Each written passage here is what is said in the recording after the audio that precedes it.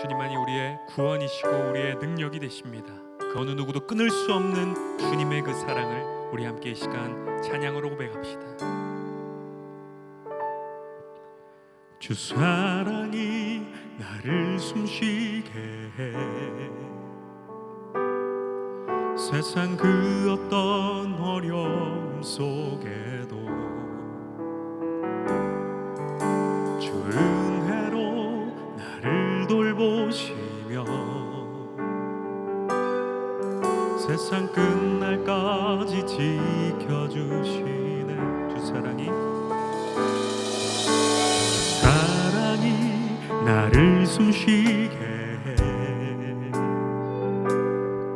세상 그 어떤 어려움 속에도 주 은혜로 나를 돌보시며 세상 끝날까지 지켜주시. 다시 한번 고백합니다. 주 사랑이 나를 이끄시네. 내가 갈 수 없는 그곳으로 주의 사랑 나를 붙드시며 세상 끝날까지 인도하시네. 주님만이 내 아픔 아시며 주님만이 내 맘 어루만지네. 어느 누구도 나를 향하신 주님의 사랑을 끊을 수 없네. 주님만이 내 능력이시며 주님만이 나의 구원이시네. 어느 누구도 나를 향하신 주님의 사랑을 끊을 수 없네. 주 사랑이 나를 숨쉬게 해 세상 그 어떤 어려움 속에도 주 은혜로 나를 돌보시며 세상 끝날까지 지켜주시네. 주님만이 내 아픔 아시며 주님만이 내 맘 어루만지네. 어느 누구도 나를 향하신 주님의 사랑을 끊을 수 없네. 주님만이 내 능력이시며 주님만이 나의 구원이시네. 어느 누구도 나를 향하신 주님의 사랑을 끊을 수 없네. 주 은혜 날 채우시네. 주 은혜 보게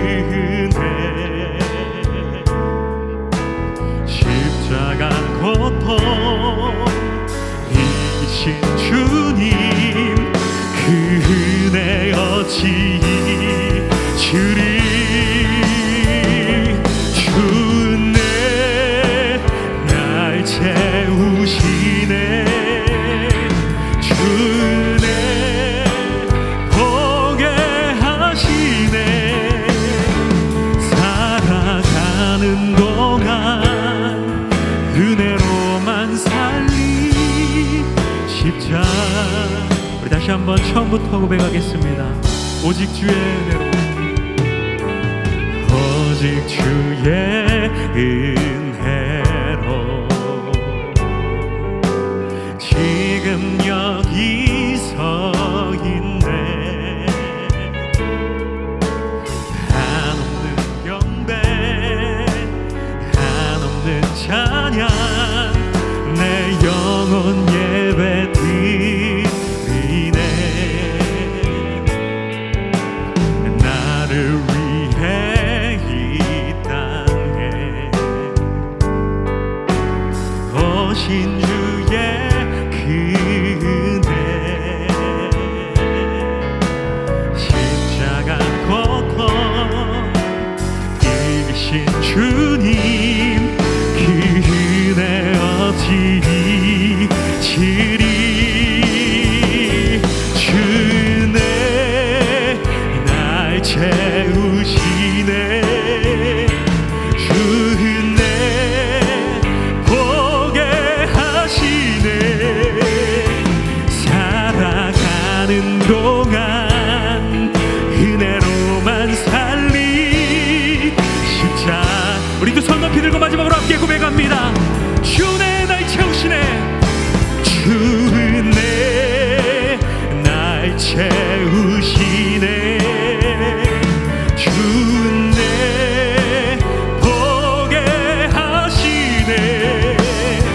살아가는 동안 은혜로만 살리 십자가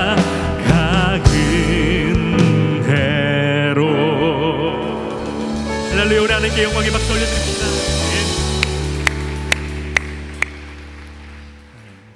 장례 경고를 먼저 드리겠습니다. 19중그룹 1사랑방 전상희 집사, 김명숙 집사의 모친께서 소천하셨습니다. 빈소는 한패밀리 요양병원 장례식장 특실입니다. 코로나19 상황으로 인해서 조문과 위로 예배는 없습니다. 성도님들의 많은 위로 부탁드립니다. 오늘 우리에게 주신 하나님의 말씀은 누가복음 15장 1절에서 10절까지의 말씀입니다. 신약 성경 120면에 있는 누가복음 15장 1절에서 10절까지의 말씀을 찾으셔서 한 절씩 교독하겠습니다.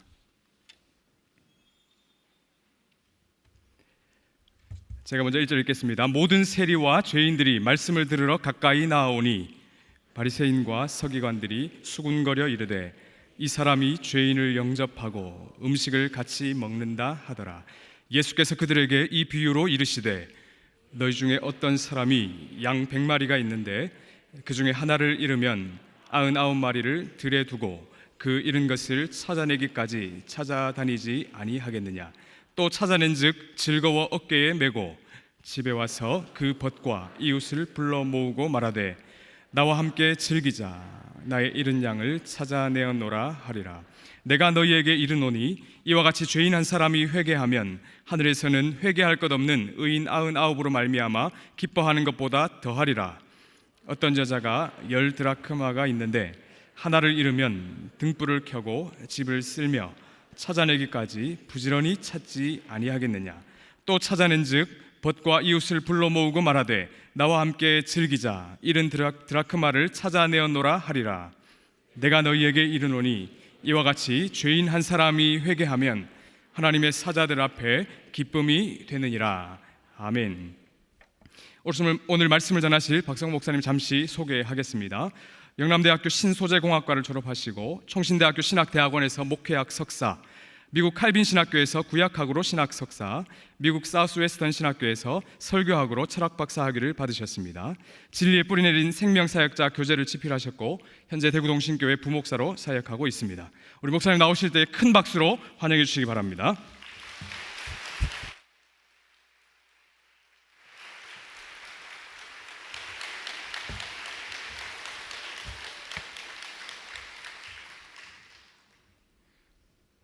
제가 대구동신교회에서 지금 4년째 지금 사역을 하고 있는데 설교하면서 박수 받고 나오기는 또 처음인 것 같습니다.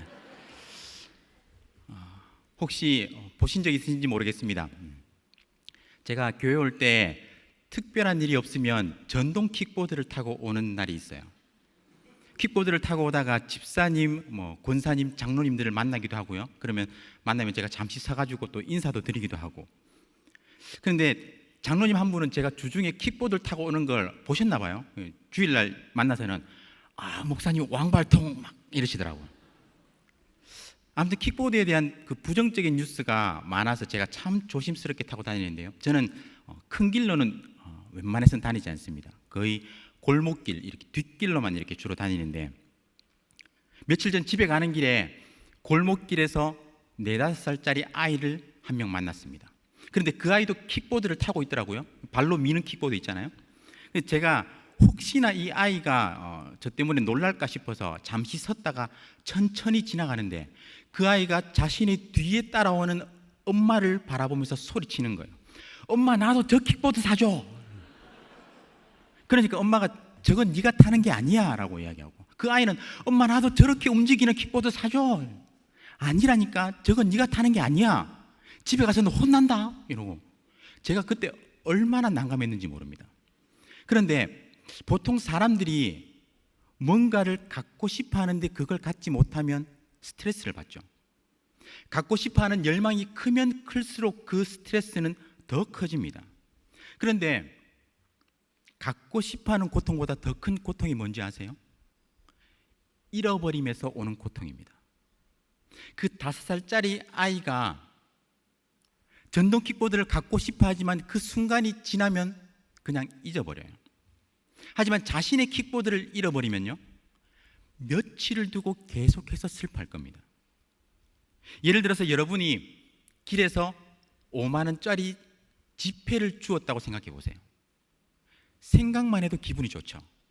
그런데 그 기쁨이 오래 가지 않습니다. 금방 잊어버려요. 하지만 여러분이 반대로 여러분이 5만 원짜리 지폐를 잃어버렸다고 생각해 보세요. 하루 종일 기분이 찝찝합니다. 그리고 그 다음 날 잊고 있다가 갑자기 생각나면 또 짜증나요. 그렇지 않습니까? 그러다가 그 잃어버린 것을 찾게 되면 너무 기쁘죠. 무언가를 잃어버린 고통이 크면 클수록 그것을 찾을 때의, 되찾을 때의 기쁨은 더욱더 커지는 겁니다. 오늘 우리가 읽은 본문은 잃어버린 영혼을 찾으려는 하나님의 열심, 하나님의 그 불같은 사랑을 우리에게 보여주고 있습니다. 세상 사람들은 이 시간을 뭐라고 부릅니까? 불금이라고 이야기하죠. 불타는 금요일이라고 이야기하면서 세상의 쾌락과 즐거움을 향해서 불나방처럼 뛰어들지만, 오늘 금요 기폭에 참석하신 여러분들은 하나님의 불같은 사랑을 확인하고 그 사랑에 흠뻑 젖어드는 놀라운 은혜가 있기를 주님의 이름으로 축원합니다. 우리 좌우에 계신 분들과 이렇게 한번 인사할까요? 불에 안 데이게 조심하이소. 이렇게 한번 인사합시다. 여러분, 오늘 본문은요, 우리가 읽었지만 이렇게 시작하고 있습니다. 모든 세리와 죄인들이 말씀을 들으러 가까이 나아오니 바리새인과 서기관들이 수군거려 이르되 이 사람이 죄인을 영접하고 음식을 같이 먹는다 하더라. 모든 세리와 죄인들이 예수님께 나아왔어요. 그런데 바리새인과 서기관들은 예수님을 향해서 죄인들과 음식을 같이 먹는다라고 수군거리고 비방하는 거예요. 손가락질하는 겁니다. 중요한 것은 이것이에요. 예수님의 말씀을 들은 사람들이 두 부류로 나뉘었다는 겁니다. 예수님은 누가복음 13장 14장에서 죄인이 반드시 회개해야 한다라고 말씀하셨어요. 좁은 문으로 들어가라라고 말씀하시고 십자가를 지고 나를 따르라고 말씀하셨습니다. 그런데 이 말씀을 들은 청중들 중에 세리와 죄인들은 말씀을 들으러 가까이 나왔고, 바리새인과 서기관들은 예수님을 비방했습니다. 반응이 다른 거죠. 바리새인과 서기관들이 예수님을 비방한 이유가 무엇일까요? 고대 근동에서 식탁 교제가 어떤 의미였는지를 알면 쉽게 이해할 수 있습니다. 사실 어디에서나 어느 나라에서나 식탁 교제는 중요한 일이죠. 그런데 고대 근동에서는 특히나 더욱더 중요했습니다. 저명한 신약학자 요아킴 예레미야스는 이렇게 설명하고 있습니다. 중동에서는 심지어 오늘날에도 누군가를 식사에 초대하는 것은 영예이다. 식사에 초대하는 것은 평화와 신뢰와 형제애와 용서를 제안하는 것이다. 한마디로 식탁을 함께 하는 것은 생명을 나누는 것이다. 어때요? 예수님이 세리와 죄인들과 함께 식사를 하신 것은 예수님의 사명을 드러내신 것입니다. 예수님의 행동으로서 메시지를 전한 것이죠. 세리와 죄인들과 식탁 교제를 하시면서 그들을 생명 공동체, 구원 공동체의 한 일원으로서 받아들이신 거예요. 단순히 밥 한 끼 같이 먹은 것이 아니었습니다. 오늘날에도 중동의 상류층 사람들은 자신의 관대함을 드러내기 위해서 불쌍한 사람들, 궁핍한 사람들에게 얼마든지 음식을 나눠준다고 해요. 그런데요, 그들과 함께 먹지는 않습니다. 심지어 랍비의 교훈에는 죄인들과 어울리지 마라, 그들을 토라 근처에도 데려오지 마라 라고 적혀 있습니다. 그런데 예수님은요, 당시 반역자, 변절자로 낙인 찍혀 죄인처럼 취급받던 그 세리와 죄인들과 함께 식사를 하신 거예요. 예수님은 그들과 함께 식사함으로 그들을 생명 공동체의 한 가족으로 받아들였던 것입니다. 아니, 그 이상으로 친히 죄인을 대접하셨을 가능성이 있습니다. 오늘 본문이 뭐라고 표현합니까? 그들을 영접하고 라고 이야기하죠. 죄인을 영접하고. 우리가 잘 아는 삭개오 이야기에 보면요, 삭개오가 예수님을 식사 자리에 초대했고 예수님은 그 초대에 응하셨어요. 그런데 영접하고라는 말은요, 예수님이 친히 식사 자리를 마련하시고 그 죄인들을 초대하셨다라는 의미가 있는 거예요. 훨씬 더 충격적인 사건이죠. 예수님이 식사의 주최자였든 아니면 그 식사 자리의 손님이었든 간에 예수님이 죄인과 함께 식사를 하신 것은 바리새인들의 상식에 어긋나는 것이었습니다. 그들의 종교적인 신념을 거스르는 행동이었어요. 그래서 바리새인과 서기관들은 예수님에 대해서 수군거리고 비방했던 것입니다. 이에 대한 예수님의 대답이 바로 오늘의 비유입니다. 흔히 누가복음 15장의 세 가지 비유라고 이야기하는데요, 제가 총신신대원 입시를 준비할 때는 양드라 비유라고 외웠어요. 누가복음 15장에 양드라, 잃어버린 양 비유, 잃어버린 드라크마 비유, 잃어버린 아들 비유, 이래서 양드라 비유입니다. 그런데 예수님은 3절에서 이 말씀을 시작하시면서 이 비유로 이르시되 라고 해서 단수를 쓰셨어요. 무슨 말이냐면 이 비유들이 아니라 이 비유, 하나의 비유, 한 가지의 비유라는 겁니다. 잃은 양을 찾은 비유, 잃은 드라크마를 찾은 비유, 그리고 잃은 아들을 찾은 비유, 이 세 가지 비유가 하나의 비유로서 한 가지를 말씀하고 있다는 거예요. 그것이 무엇일까요? 먼저 잃은 양을 찾은 그 목자의 비유를 한번 볼까요? 이 비유는 너무 유명해서 우리 모두가 다 알고 있는 스토리지 않습니까? 어떤 사람에게 양 100마리가 있었습니다.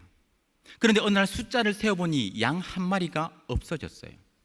이 주인은 99마리의 양을 들에 놔두고 골짜기와 비탈과 언덕을 오르내리며 이 잃은 양을 찾아 나섭니다. 그렇게 헤매다가 겨우 비탈길 낭떠러지 나무 사이에 끼어서 오도 가도 못하고 있던 그 양을 발견하고는 찾아와요. 기뻐하며 돌아와서는 친구들과 이웃들을 다 불러 모아서 잔치를 베푸는 겁니다. 그런데 우리에게는 의문이 생기지 않습니까? 99마리의 양을 들에 두고 한 마리를 찾아다니는 것이 과연 바람직한가? 합리적인가? 하는 것입니다. 만약 여러분의 자녀가 뭔가를 잃어버리고 그것을 찾기 위해서 가방이고 지갑이고 모두 다 내팽개쳐 놓고 그렇게 돌아다닌다면 여러분들은 뭐라고 이야기하시겠어요? 야 임마, 니 있는 거나 간수 잘하지, 그렇게 이야기하지 않겠어요? 마찬가지입니다. 99마리를 들에 두고 한 마리를 찾아다니는 건 뭔가 어리석은 이야기 같아요. 이뿐이 아닙니다. 양 한 마리를 찾았다고 해서 그 벗과 이웃들을 불러 모아 잔치를 베푸는 것이 과연 이해득실에 있어서 맞는 이야기인가 하는 겁니다. 잃어버린 양 한 마리를 찾고 잔치하는데 양 2마리, 3마리 잡는 게 말이 되냐는 거예요. 손해보는 일 같잖아요. 그런데 예수님은 이 이야기를 아주 당연한 것처럼 이야기하십니다. 4절에 보면요, 99마리를 들에 두고 그 잃은 것을 찾아내기까지 찾아다니지 아니하겠느냐라고 묻죠. 긍정적인 대답을 기대하는 수사적인 의문문입니다. 당연히 그렇게 하지 않겠느냐, 이 말이에요. 그리고 6절에 보면요, 집에 와서 그 벗과 이웃을 불러 모으고 말하되 나와 함께 즐기자, 나의 잃은 양을 찾아내노라 하리라, 이렇게 말씀하신 거예요. 아주 당연한 것처럼. 그런데요, 고대 근동에서의 목자의 삶을 살펴보면 예수님께서 왜 이렇게 말씀하셨는지 우리가 이해할 수 있습니다. 그 당시 평균적으로 한 가정에 가축을 한 5마리에서 10마리 정도 이렇게 길렀다고 해요. 오늘의 비유에서처럼 100마리의 양은요, 엄청난 숫자입니다. 이 100마리의 양을 목자 한 사람이 돌보는 경우는 없다고 해요. 2명 혹은 3명의 삭군 목자, 그러니까 돈을 주고 일꾼을 고용하는 거예요. 양들이 아직 들어있을 때 목자는 양 한 마리가 없어진 사실을 알게 되었습니다. 그러면 그 목자는 양을 찾아 나서고 다른 목자는 남은 양들을 지키고 있겠죠. 결코 99마리의 양을 그냥 들에 내버려 둔 것이 아닙니다. 사무엘상 17장에 보면요, 다윗이 블레셋과 전쟁 중인 그 이스라엘 진영을 찾아갔을 때 다윗의 맏형 엘리압이 다윗에게 묻죠. 너희 양들은 어떻게 하고 여기까지 왔느냐라고 했을 때 다윗이 뭐라고 대답합니까? 양 지키는 자에게, 다른 목자에게 맡겨두었다라고 얘기했어요. 이처럼 양들을 다른 목자에게 맡겨두고 잃어버린 양을 찾으러 나서는 이야기는 당시 목축업을 하던 유대인들에게는 아주 친숙한 이야기였습니다. 그래서 듣는 사람들은, 이 비유를 듣는 사람들은 더욱더 실감나게, 아주 생생하게 이 비유를 들었을 거예요. 또한 오늘 본문의 목자는요, 양 100마리를 소유한 부자입니다. 그에게 있어서 100마리 중에 양 한 마리는 크게 중요하지 않을 수 있어요. 하지만 책임감이 있고 자신의 양들을 사랑하는 목자라면 그 한 마리의 잃어버린 양을 위해서 찾는 수고를 마다하지 않는 거예요. 골짜기와 비탈과 언덕을 오르내리면서 기필코 양을 찾는 겁니다. 그리고 잃어버린 양을 다시 찾았을 때의 그 기쁨은 이루 말할 수 없습니다. 친구들과 이웃들을 불러 모아 어디에서 어떻게 양을 찾게 되었는지 자신의 그 무용담을 들려주며 기뻐하며 잔치를 벌이는 거예요. 한 마리의 양을 찾았지만 잔치를 벌이는데 양 한 마리보다 훨씬 많은 음식이 들었을 겁니다. 하지만 이 목자는 개의치 않습니다. 목자에게는 원래 자신의 소유였던 것을 되찾는 기쁨이 더 컸기 때문이에요. 그 어떤 물질적인 손해보다 자신이 잃어버렸던 것을 되찾는 기쁨이 더욱 큰 기쁨을 자신에게 주었기 때문입니다. 이는 예수님의 설명에서 더욱더 분명해지죠. 7절입니다. 이와 같이 죄인 한 사람이 회개하면 하늘에서는 회개할 것 없는 의인 99으로 말미암아 기뻐하는 것보다 더하리라. 이 비유에서 목자는 바로 하나님입니다. 그리고 잃어버린 양은 죄인이에요. 죄인 한 사람이 회개하고 돌아오게 되면 하나님은 엄청나게 기뻐하신다라는 말입니다. 그렇다면 회개할 것 없는 의인 99은요, 당연히 하나님께서 그들로 인해 기뻐하시죠. 그들은 이미 구원을 경험하였고 하나님의 품에 있기 때문에 하나님은 그들로 인해서 기뻐하시는 거예요. 스바냐의 말씀처럼 그들로 인해서 기쁨을 이기지 못하시고 잠잠히 사랑하시고 즐거이 부르며 기뻐하시는 겁니다. 하지만 잃어버린 자가 하나님께로 돌아오게 되는 그 순간, 그 기쁨은 주체할 수 없는 기쁨이에요. 하늘의 기쁨입니다. 이러한 잃어버린 자를 찾을 때의 그 기쁨은 뒤이어 나오는 비유에서 더욱더 강해집니다. 이런 드라크마를 찾은 여인의 비유예요. 흔히 이 드라크마를요, 어떤 보석이나 결혼 예물의 일부라고 해석을 합니다. 결혼 예물일 때는 자신의 명예와 관련된 것일 수 있어요. 신랑이 10개의 드라크마를 줄에 꿰어서 신부에게 보내면 신부는 그것을 사랑의 증표로 고이 간직했습니다. 신부는 일평생 그 10개의 드라크마를 하나도 잃어버리지 않고 남편에 대한 사랑과 존경의 표시로 그것을 간직하는 거예요. 그런데 그 중에 하나라도 잃어버리게 되면 남편에 대한 그 사랑과 존경을 상실하는 것과 마찬가지였어요. 이 여인은 자신의 부주의로 인해서 엄청난 수치를 당하게 되는 것이죠. 드라크마가 결혼 예물로서 목걸이의 일부분일 가능성도 있습니다. 일반적으로 마을 여자들은 목걸이에 동전을 매달아서 걸고 다녔어요. 분명 목걸이에서 동전 하나가 빠지면 목걸이 전체의 아름다움이 사라지겠죠. 반지나 팔찌, 그 목걸이를 한번 생각해 보세요. 아무리 아름다운 보석이라 하더라도 그 가운데 보석이 하나 빠져버리거나 훼손되어 버리면 더 이상 차고 다닐 수가 없는 거예요. 여러분의 집에도 그렇지 않습니까? 목걸이나 귀걸이가 많은 것 같은데 큐빅 하나가 빠져버려서 더 이상 착용하지를 않아요. 목걸이가 할 게 없대요. 저희 집 이야기는 아닙니다. 하나를 잃어버리면 그 전체의 가치를 잃어버리기 때문이에요. 잃어버린 동전 하나는 그 동전 가치 이상의 손실을 가져오는 것이죠.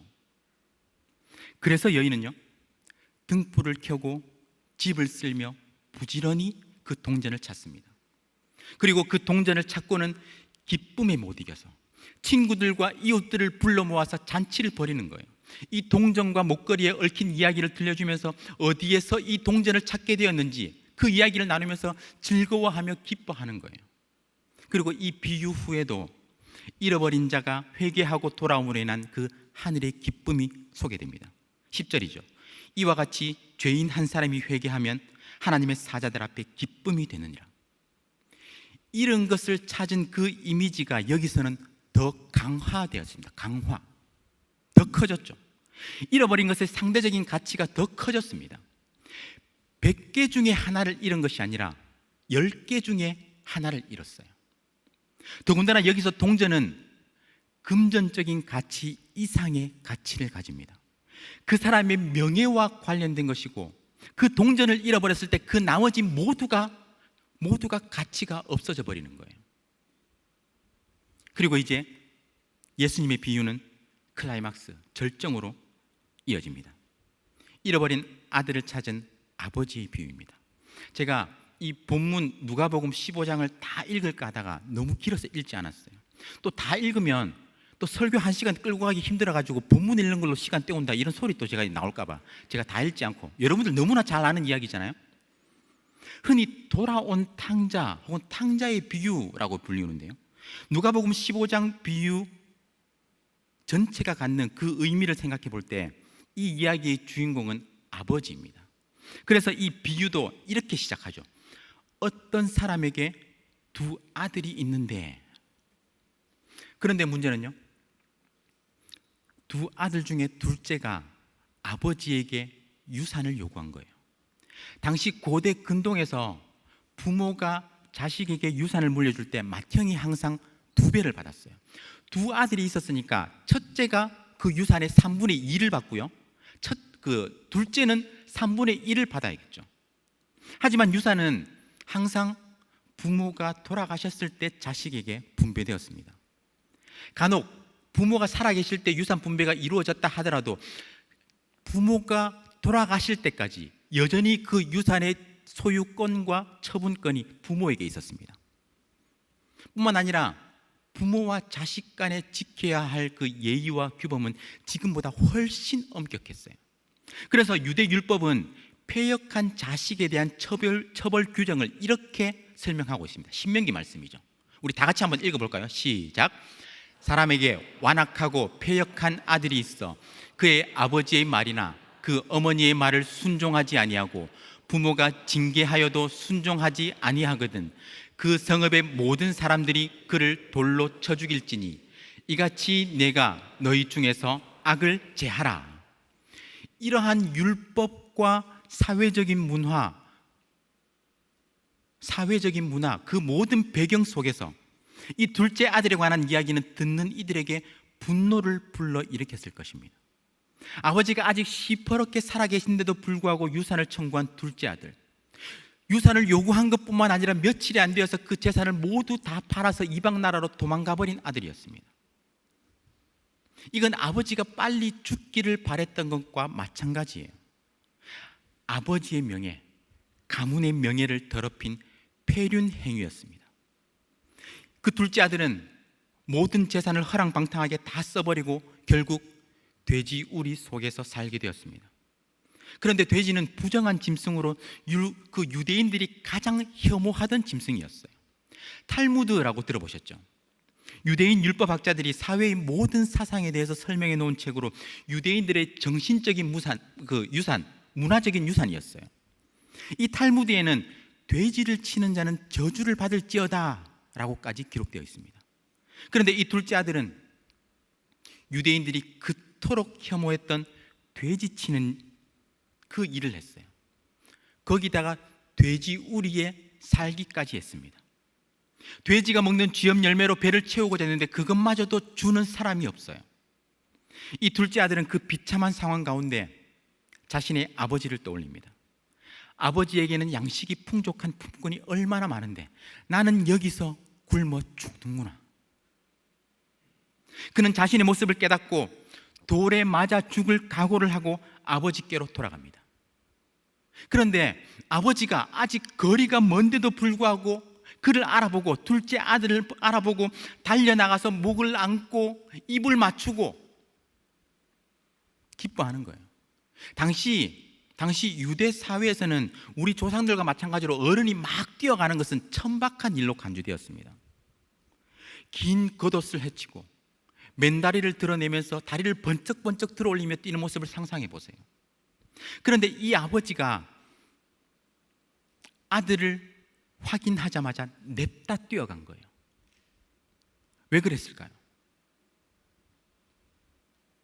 질문을 한번 바꿔볼까요? 이 극악무도한 폐륜 이야기, 전무후무한 폐륜 이야기를 듣고 있던 바리새인과 서기관들은 이 둘째 아들이 돌아오던 그 장면에서 무엇을 기대했을까요?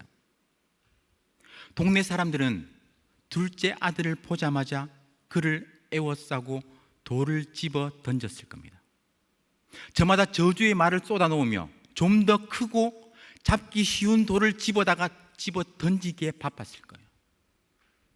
둘째가 저지른 일은 당시 유대인들에게는 분노를 불러일으키는 일, 즉 돌에 맞아 죽어도 마땅한 그런 죄였기 때문입니다.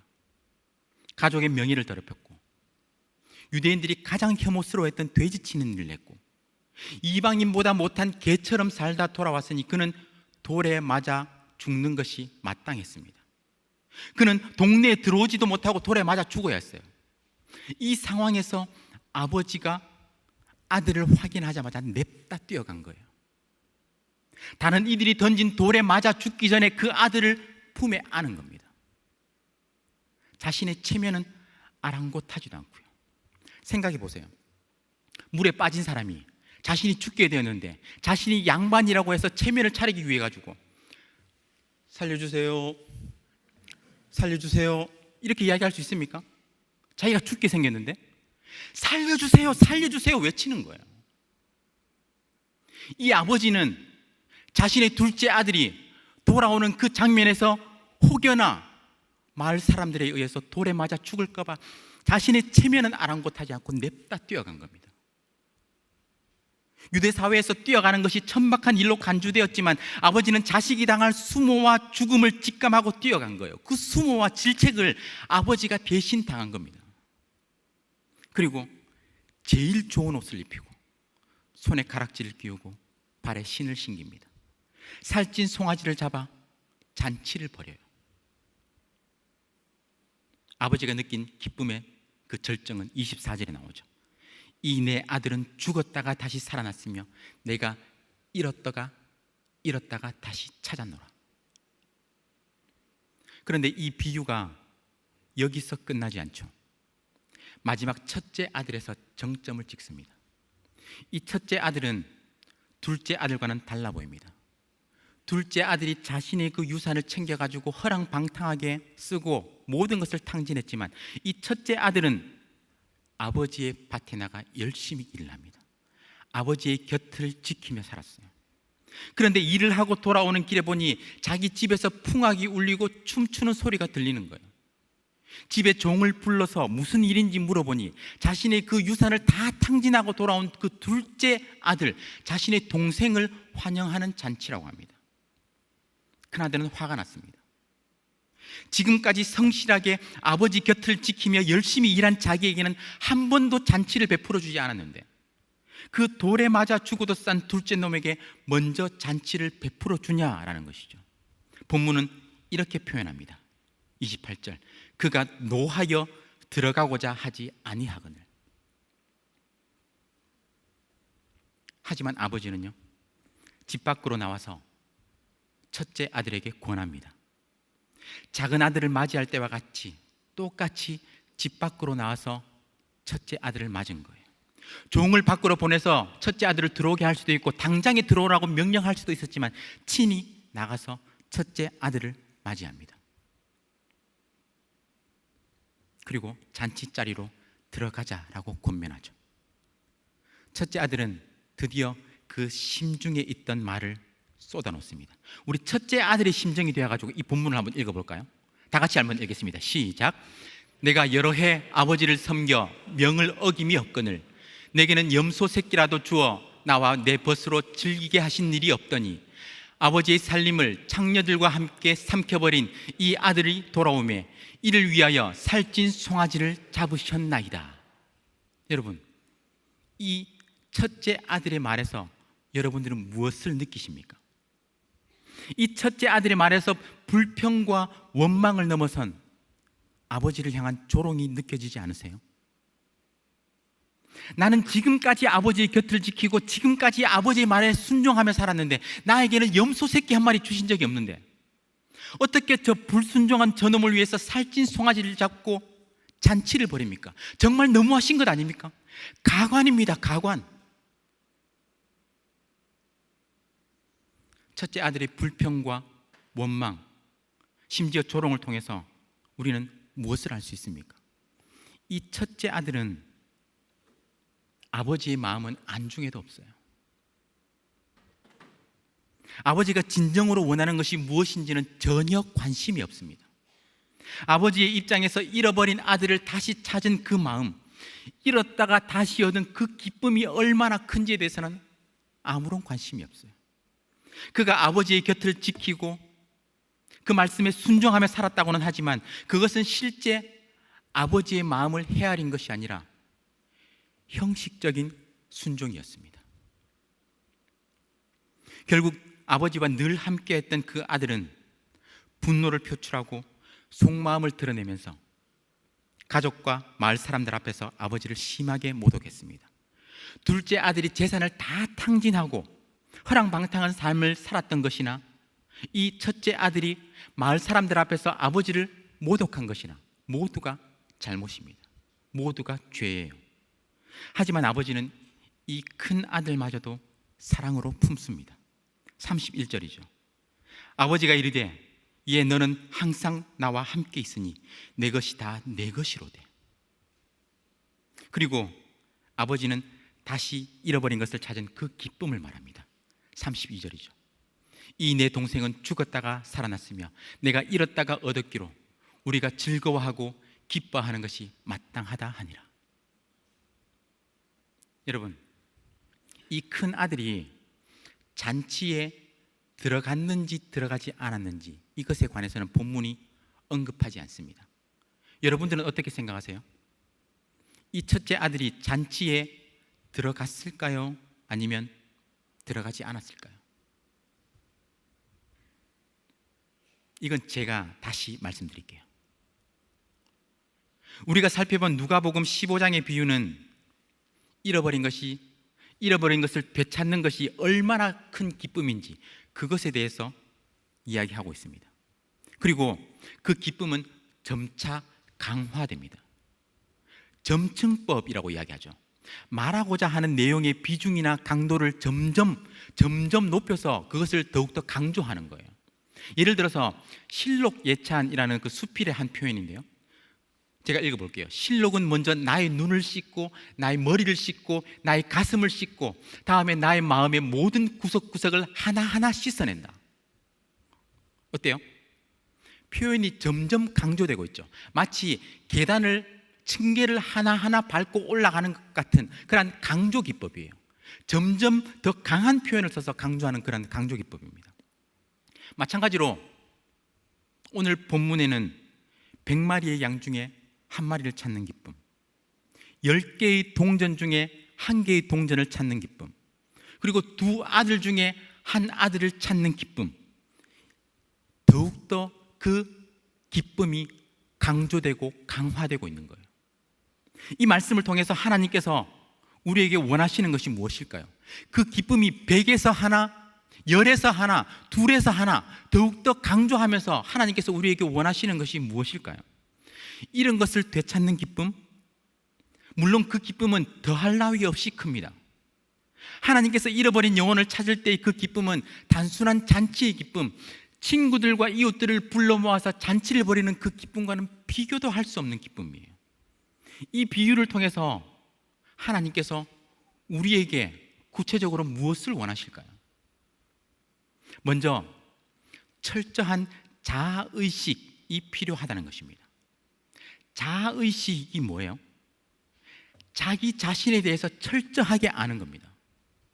그런데 어떤 사람들은 이 자아의식에 대해 가지고 조금은 다른 이야기를 합니다. 뇌과학자 앤드류 뉴버그 박사는요, 사람들이 명상을 통해 자아의식을 잃어버리고 합일감을 느낄 때 자아와 타자의 경계, 그러니까 나와 다른 사람, 나와 다른 것의 경계가 희미해지고 시간의 흐름과 공간감이 사라진다라고 이야기를 해요.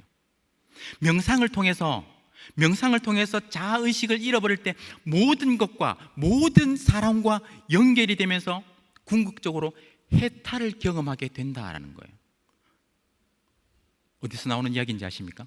월간 불교 문화 2019년 11월에 나오는 이야기예요. 제가 이 잡지를 구독해서 보지는 않습니다. 그냥 설교를 준비하다가 제가 보게 된 거예요.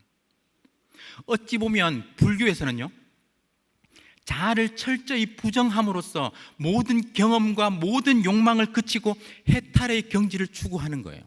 철저하게 자아를 부정하는 거죠.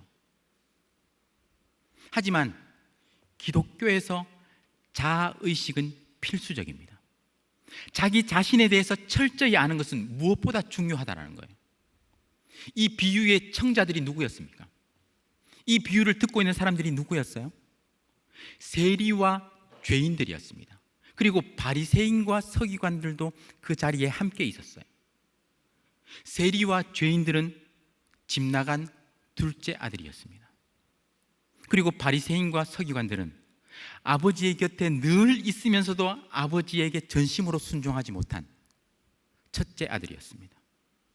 그들은 실제 하나님을 사랑하는 것에서 멀어져 버린 헛된 종교적인 열심에 빠져 있었어요. 자신들은 회개할 것이 없다고 생각하고 다른 이들의 잘못을 지적하고 정죄하는 데 바빴습니다. 하지만 그들 또한 실제로는 잃어버린 자들이었습니다. 여러분은 둘째 아들입니까? 아니면 첫째 아들입니까? 여러분은 세리와 죄인에 속한 자들입니까? 아니면 바리새인과 서기관들에 속한 자들입니까?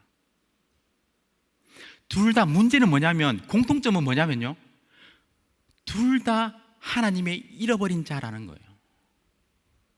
우리 모두는 어디에 속했든지 하나님의 잃어버린 자입니다. 잃어버린 자가 원래의 자리로 돌아갈 수 있는 방법이 뭐예요? 자신이 잃어버린 자라는 사실을 제대로 아는 것입니다. 그래야 99마리의 양들이 있는 목자의 품으로 돌아가는 거예요. 그래야 나머지 9 동전이 있는 그 주인의 품으로 돌아가는 겁니다. 그래야 아버지의 품으로 돌아가는 거예요. 그러기 위해서 선행되어야 할 것은요, 내가 바로 잃어버린 자라는 사실을 아는 겁니다. 나 자신을 철저히 아는 거예요. 내가 잃어버린 자라는 사실을 알고 내가 잃어버린 것이 무엇인지 알 때 그것의 소중함을 알고 내가 원래 있던 자리로 돌아가는 겁니다. 이방 나라에서 죄 가운데 뒹굴던 그 둘째 아들은요, 돼지들과 함께 뒹굴었습니다. 그런데 그 당시 흩어진 유대인들, 디아스포라 유대인들은요, 잘 조직된 구제 제도를 가지고 있었어요. 유대인들이 어느 지역에서든 어려움에 처했을 때 도움을 받을 수 있는 구제 제도가 있었다는 거예요. 그런데 이 둘째 아들은 거기 있던 유대인 공동체의 도움을 청하는 대신 이방인에게 합류했습니다. 자신의 가족적, 인종적, 종교적 정체성을 잃어버린 것이죠. 하지만 17절에 둘째 아들이 이렇게 말합니다. 스스로 돌이켜 이르되 내 아버지에게는 양식이 풍족한 품꾼이 얼마나 많은가. 나는 여기서 줄여 죽는구나. 스스로 돌이켜 이르되, 여기서 스스로 돌이켜라는 말은 제정신이 들어라는 말입니다. 정신을 차려 자기 자신을 보게 된 거예요. 자기가 어떤 짓을 했고 자신이 어떤 상황에 처하게 됐는지 제대로 보게 된 거예요. 자신을 제대로 보게 된 것이죠. 우리에게는 이러한 자아의식이 필요합니다.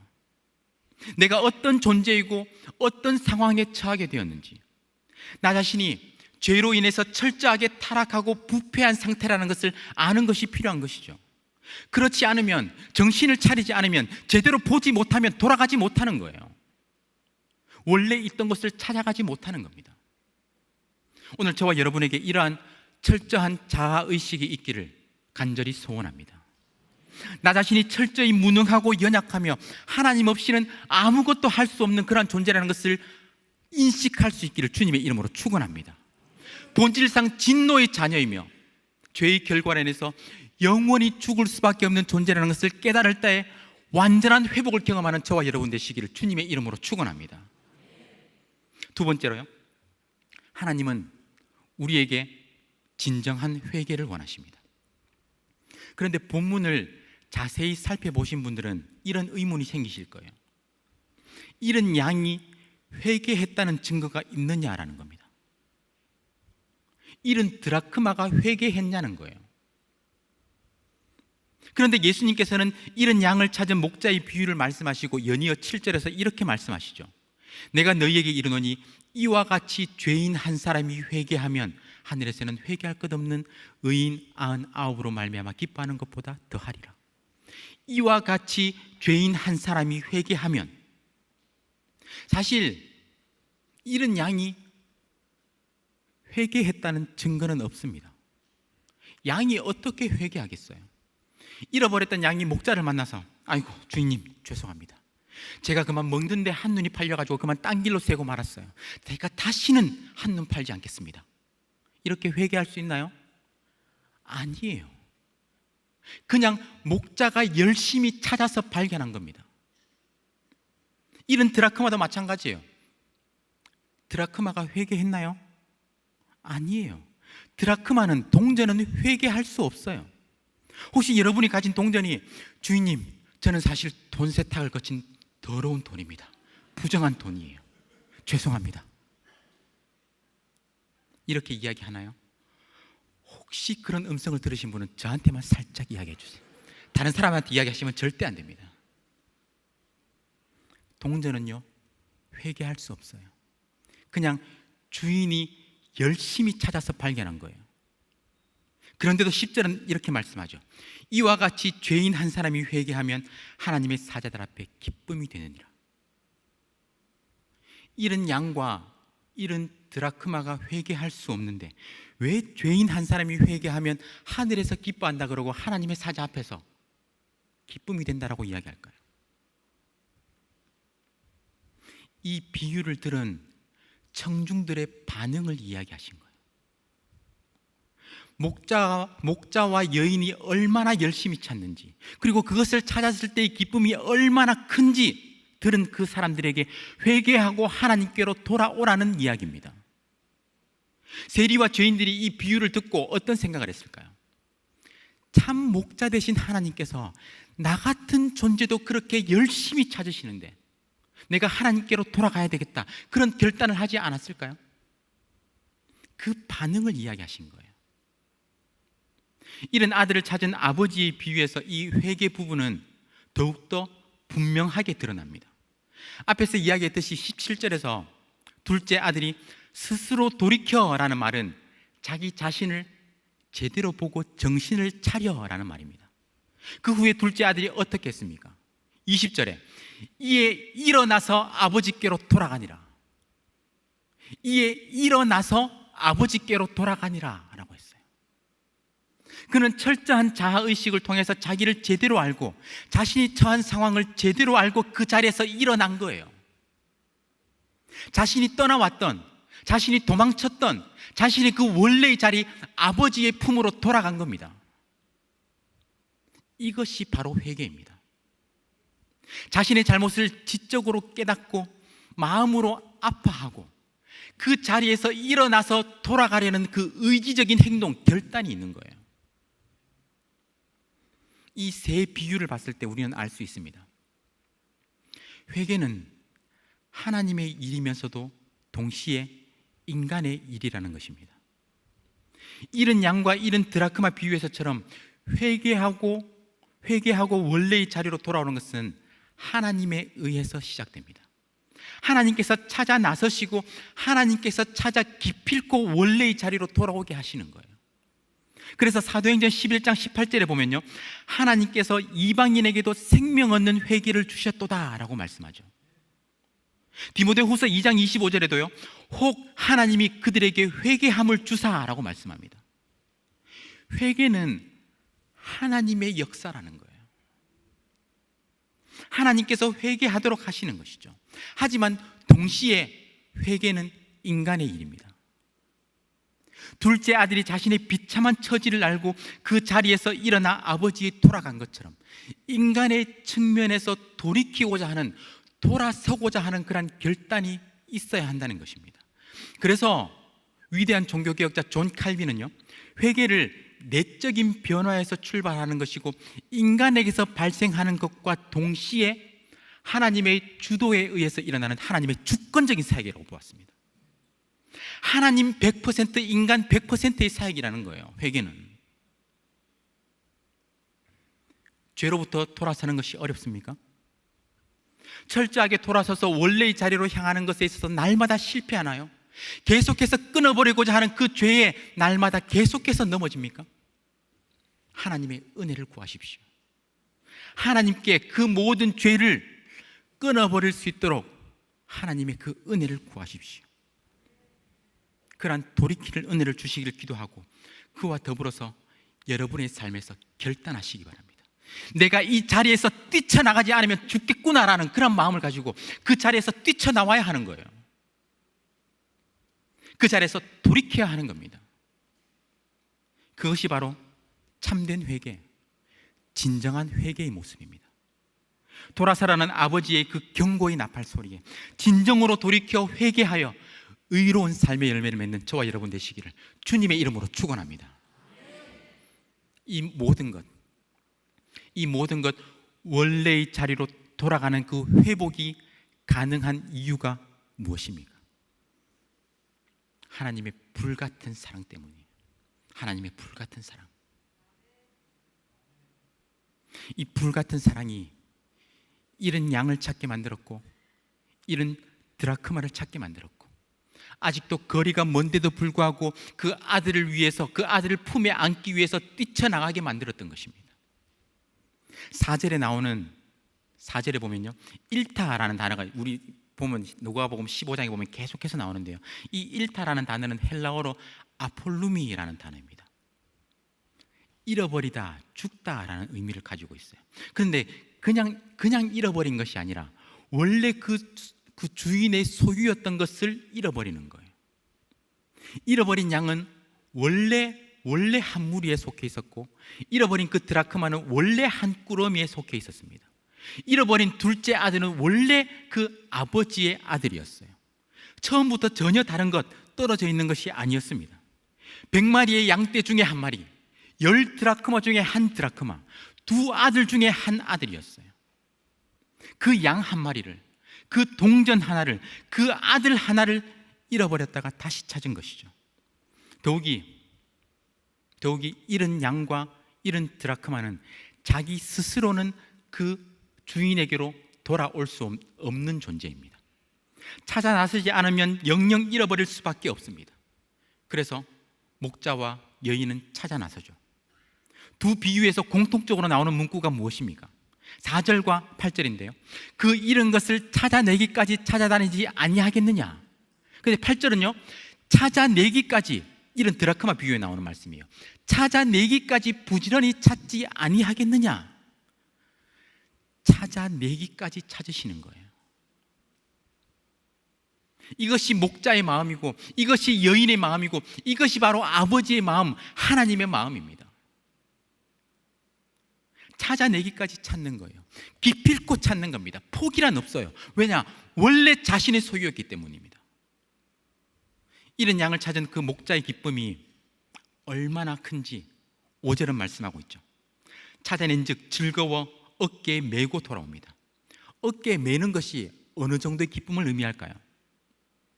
이사야 49장 22절에서 그 실마리를 우리가 발견할 수 있는데요, 예루살렘의 회복에 대한 말씀입니다. 우리 다 같이 한번 읽어보겠습니다. 시작. 주 여호와가 이같이 이르노라. 문나라를 향하여 나의 손을 들고 민족들을 향하여 나의 기치를 세울 것이라. 그들이 내 아들들을 품에 안고 내 딸들을 어깨에 메고 올 것이며. 유대인들에게 있어서 딸들을 어깨에 메는 것은 극도의 기쁨의 표현이었습니다. 요즘도 사랑하는 자녀를 어깨나 목에 태우는 그런 아빠들을 우리가 흔히 볼 수 있잖아요. 저도 집에 이게 애들이 어릴 때는 막 집에 그 목에도 메고 막 위에 들쳐 업고 이렇게 했는데요, 둘째 아들이 그 코로나 기간 동안에 집에 있으면서 확 찐자가 되어버려가지고 더 이상 위에 태울 수가 없어요. 너무 무거워져가지고. 그런데 보통 부모들이 자식들이 너무 기쁜 나머지 이렇게 막 들쳐 업고 목에 태우고 그렇게 하지 않습니까? 극도의 기쁨의 표현입니다. 잃은 아들을 다시 찾은 아버지는 그 기쁨에 모든 수치와 조롱을 무릅쓰고 달려나가서 그 아들을 품에 안는 거예요. 그 사랑 때문에. 그 사랑이 너무 커서. 조나단 에드워즈라고 들어보셨죠? 미국 교회 역사상 최고의 신학자요 철학자로 평가받는 그는 자신의 책 Heaven a World of Love, 그 천국은 사랑의 나라라는 책에서 이렇게 말씀했습니다. And this, the presence of God renders heaven a world of love. 하나님의 임재는 천국을 사랑의 나라로 만듭니다. For God is the fountain of love. 왜냐하면 하나님은 사랑의 원천이시기 때문입니다. As the sun is the fountain of light. 마치 태양이 빛의 원천인 것과 마찬가지입니다. 조나단 에드워즈는 하나님을 사랑 그 자체, 원천으로 표현했습니다. 태양으로부터 빛이 나오듯이 하나님으로부터 사랑이 나오는 거예요. 하나님이 사랑 그 자체이시기 때문입니다. 시냇물이 수원, 즉 물의 근원으로부터 이렇게 나오듯이, 태양 광선이 태양으로부터 나오듯이 하나님으로부터 사랑이 나오는 거예요. 하나님 자체가 사랑이시기 때문에, 하나님이 그 사랑 그 원천이시기 때문에 그런 거예요. 태양이 빛을 비추려고 비추는 것이 아니라 태양이기 때문에 그 태양으로부터 자연히 빛이 나오는 것과 마찬가지예요. 하나님은 불꽃 같은 사랑 그 자체이시기 때문에 그분으로부터 자연스럽게 사랑이 흘러나오는 겁니다. 이 사랑이 잃어버린 것을 되찾게 만들었습니다. 그래서 24절은 이렇게 말씀합니다. 이 내 아들은 죽었다가 다시 살아났으며 내가 잃었다가 다시 얻었노라. 그런데 32절에도 이와 비슷하게 이야기를 해요. 죽었다가 다시 살아났고 잃었다가 다시 찾았노라. 그런데 흔히 우리가 문학적으로 이 표현을 강조하려면 어떻게 해야 될까요? 점점 강하게 이야기해야 됩니다. 문학적으로 강조하려면 잃었다가 되찾았고 죽었다가 살아났다라고 이야기해야 돼요. 왜입니까? 죽음보다 더 나쁜 것은 없기 때문이에요. 살아있는 것보다 더 좋은 것은 없기 때문입니다. 그래서 문학적으로 이것을 점층법 이런 것들로 강조하려고 그러면 잃었다가 되찾았고 죽었다가 살아났다라고 이야기해야 돼요.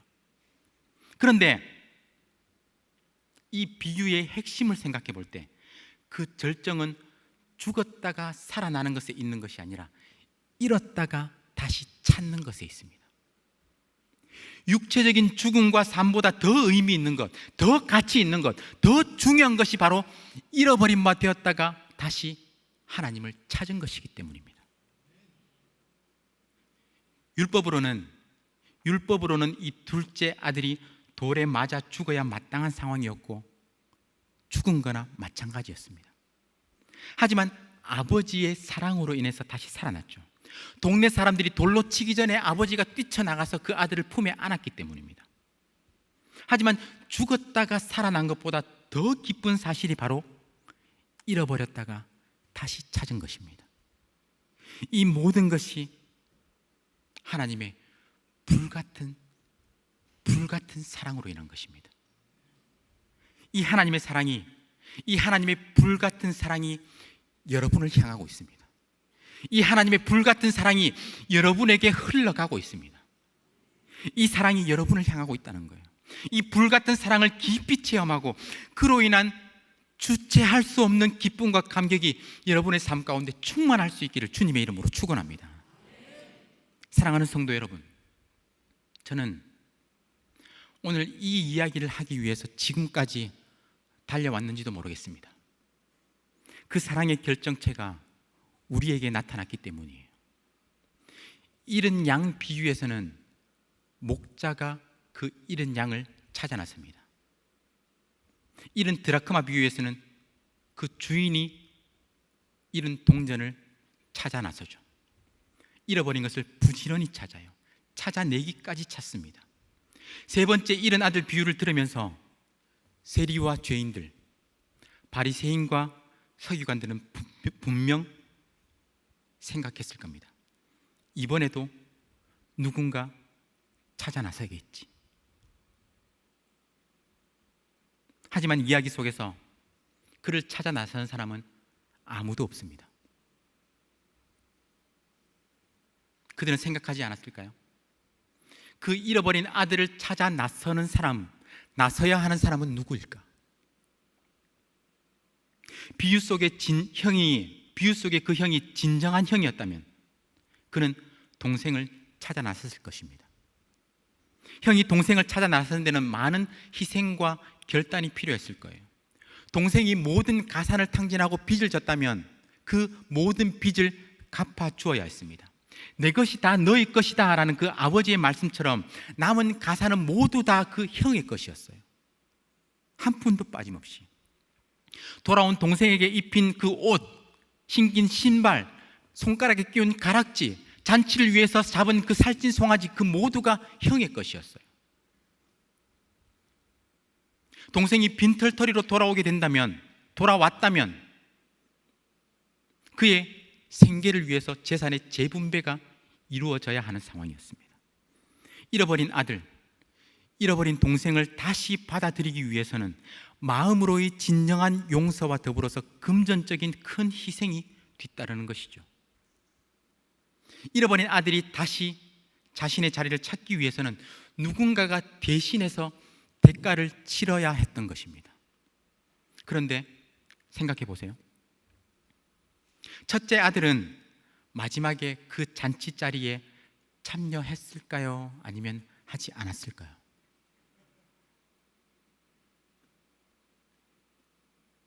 이건 실제 있었던 일이 아니라 비유예요. 예수님께서 진리를 전달하시기 위해서 비유라는 그 문학적인 스토리, 문학적인 장치를 이용하신 거예요. 누가복음 15장 전체의 문맥을 고려할 때 잃어버린 양을 찾았고 잃어버린 드라크마를 찾았고 잃어버린 두 아들 가운데 잃어버린 둘째 아들을 찾았던 그 이야기는 실제로는 아버지 곁에 늘 있었지만 실제로는 잃어버린 그 아들을 찾는 이야기를 상상하게 만드는 거예요. 너는 항상 나와 함께 있으니 내 것이 다 너의 것이다 라는 그 아버지의 말씀을 통해 그는 자신의 존재를 인식하고 본질적인 기쁨을 회복했기 때문입니다. 첫째 아들은 잔치자리에 함께 함으로써 자기 동생을 용서하고 그 대가를 치르게 되는 것이죠. 아버지의 마음을 깨닫고 사랑으로 자기 동생을 용서하고 자신의 가산을 나누어 주게 됩니다. 예수님은 이 비유를 통해서 우리에게 진정한 형의 존재를 깨닫도록 요구하십니다. 우리에게 바로 그런 형이 있기 때문이에요. 아이고 목사님, 저는 집안에 장손이라 가지고 형이 없는데요. 이런 이야기가 아니에요. 우리에게 그런 진정한 형이 계시다는 거예요. 누구입니까? 바로 예수 그리스도시죠. 예수 그리스도. 히브리서는 이렇게 말씀합니다. 거룩하게 하시는 이와 거룩하게 함을 입은 자들이 다 한 근원에서 난지라. 그러므로 형제라 부르시기를 부끄러워하지 아니하시고. 거룩하게 하시는 이가 누구입니까? 예수님이시죠. 거룩하게 함을 입은 자들은 바로 우리들입니다. 예수님과 우리는 한 근원, 아버지로부터 났어요. 그래서 예수님과 우리는 형제입니다. 예수님은 하나님 아버지로부터 창세전에 나오시는 독생자이신 반면에 우리는요, 그리스도 안에서 하나님으로부터 나와서 성령으로 거듭난 양자들이에요. 따라서 예수 그리스도는 우리의 맏형 되시고 우리는 그의 동생들입니다. 우리의 진정한 형이신 예수님은 동생을 찾으러 오셨습니다. 예수님은 범죄하고 타락한 우리, 하나님의 품을 떠나서 죄 가운데 뒹구는 우리를 찾기 위해서 이 땅 가운데 직접 찾아오셨어요. 예수님은 우리를 다시 하늘나라로 들이시기 위해서 단순히 재산의 일부를 나누신 것이 아니라 자신의 목숨이라는 그 무한한 대가를 지불하셨습니다. 우리의 진정한 형은 우리가 진 그 죄의 빚을 십자가에서 대신 갚아주신 것입니다. 우리는 예수 그리스도의 십자가를 통해서 하나님의 불같은 사랑, 그 사랑의 결정체를 경험하고 있는 것이죠. 그 사랑이 믿어지십니까? 그 사랑을 경험하고 계십니까? 사랑하는 성도 여러분, 그리고 영상으로 함께하고 계신 성도 여러분, 여러분은 이 하나님의 사랑을 정말 경험하고 계십니까? 하나님은 지금 이 순간에도 자신이 잃어버린 자녀를 찾고 계십니다. 그 불같은 사랑으로 인해서 저는 그 잃어버린 자녀를 찾으러 전도하러 나갑시다, 선교에 더 힘씁시다 라고 이야기하기 전에 우리 자신을 먼저 돌아보길 원합니다. 여러분은 세리와 죄인처럼 하나님의 잃어버린 자들이 아닙니까? 혹은 바리새인과 서기관처럼 나는 하나님의 자녀야, 하나님도 잘 믿고 있고 나는 하나님의 말씀에 순종도 잘해 라고 하지만 실제로는 그 하나님의 마음을 제대로 알지 못하고 형식적인 종교 생활을 하고 있는, 실상은 잃어버린 자들이 아닙니까? 철저한 자아의식을 통해서 자신의 모습을 제대로 아는 것이 필요합니다. 그리고 자신을 제대로 보았다면 원래 있던 자리로 돌아가려는 진정한 회개가 뒤따라야 합니다. 원래 있던 자리로 돌아가려는 처절한 몸부림이 우리 가운데, 우리 삶 가운데 있어야 한다는 것이죠. 이 모든 것이 하나님의 불같은 사랑, 뜨거운 그 불같은 사랑으로 인해서 가능합니다. 그리고 우리는 예수 그리스도의 십자가를 통해서 하나님의 그 불같은 사랑을 직접 경험하고 있습니다. 우리는 부패한 본성으로 인해서 양자택일의 기로 가운데 서 있습니다. 한쪽은 동생처럼 하나님을 떠나 우리 마음의 욕심대로 그 욕심을 따라 사는 길이고, 또 한쪽은 형처럼 욕심을 억누르지만 형식적이고 도덕적인 의무를 다하는 삶입니다. 종교적인 생활을 하면서 종교인으로 살아가는 것이죠. 하지만 그 어느 길도 결국은 막다른 길이고 결국은 잃어버린 길입니다. 하지만 잃어버린 자를 향한 하나님의 불같은 사랑, 그 불같은 사랑은 우리에게 또 다른 길, 구원을 위한 유일한 길을 보여주셨습니다.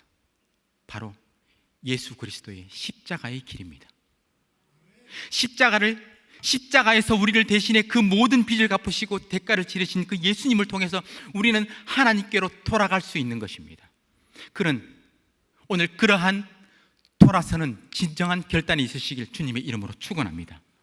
우리의 행색이 어떠하든지 기꺼이 품으시는 하나님의 크신 사랑을 경험하는 저와 여러분 되시기를 주님의 이름으로 축원합니다.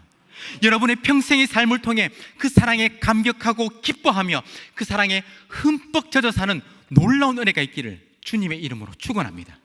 우리 다 같이 오늘 말씀을 기억하면서 그 크신 하나님의 사랑 우리 다 같이 찬양하시겠습니다.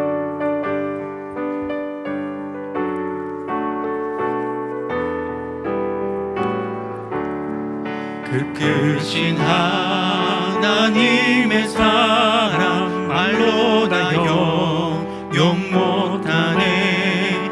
저 높고 높은 별을 넘어 이 낮고 낮은 땅 위에 죄범한 영혼 구하려 그 아들 보내사 화목제물 삼으시고 죄 용서하셨네. 하나님 크신 사랑이 증량다 못하네.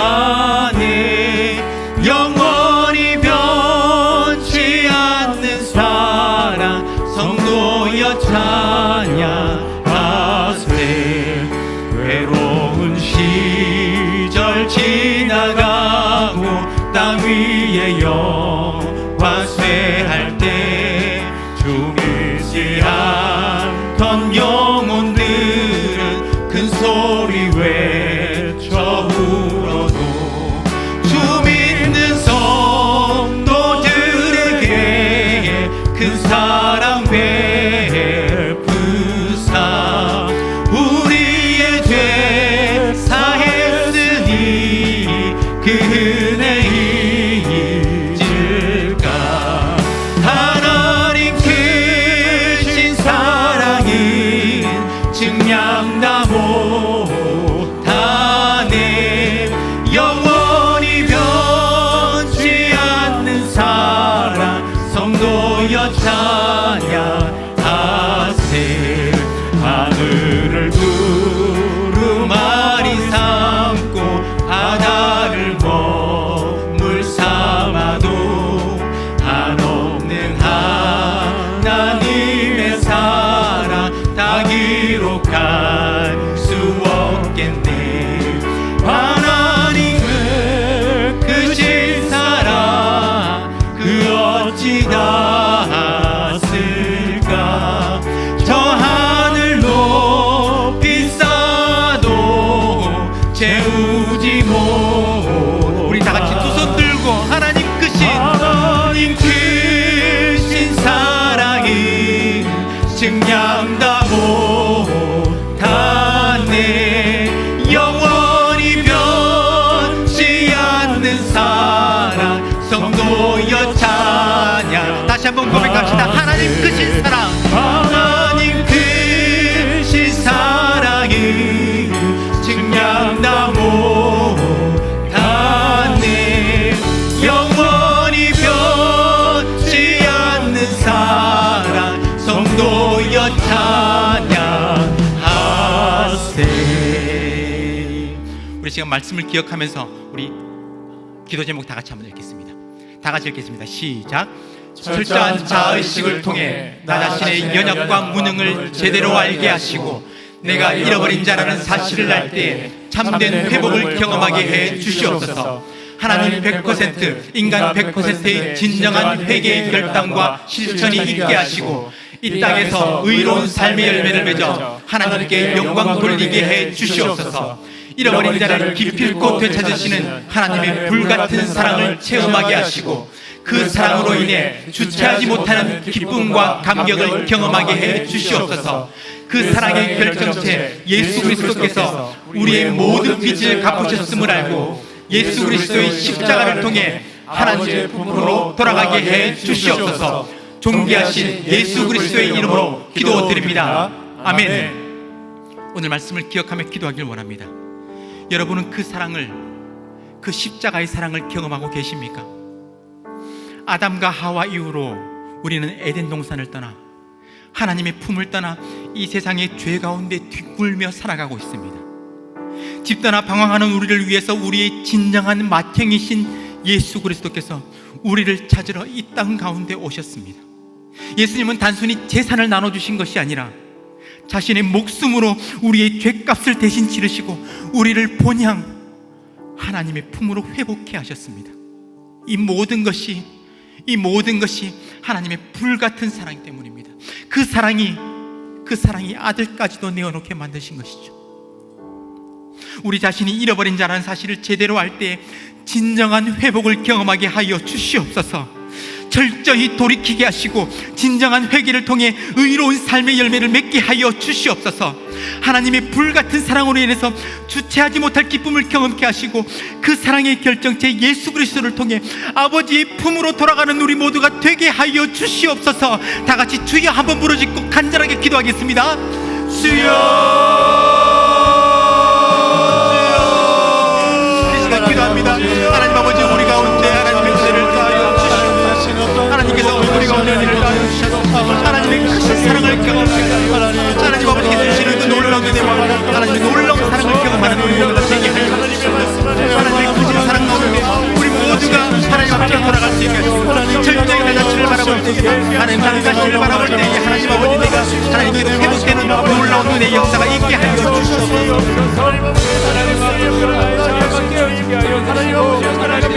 하나님 정말 성령님의 하나님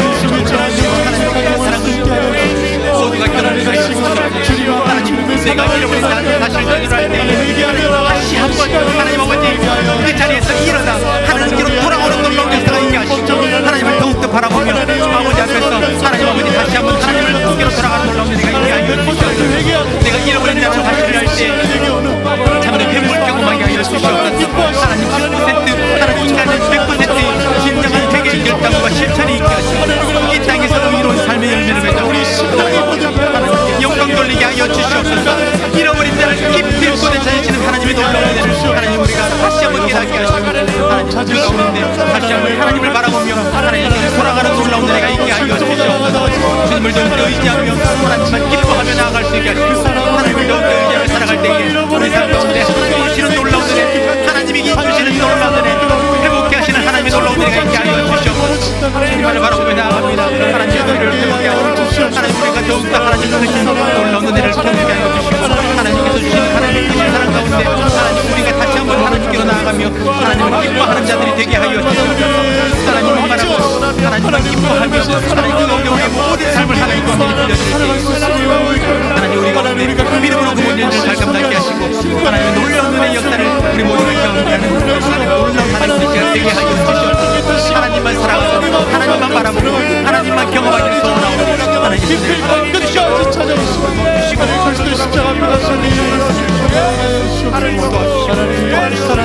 하나님의 크신 은혜를 우리 모두가 경험하는 저들이 있게 하여 주시옵소서. 주님만을 바라봅니다. 주님만을 의지합니다. 주님을 더욱더 바라볼 수 있는 하나님을 인도하여 주시고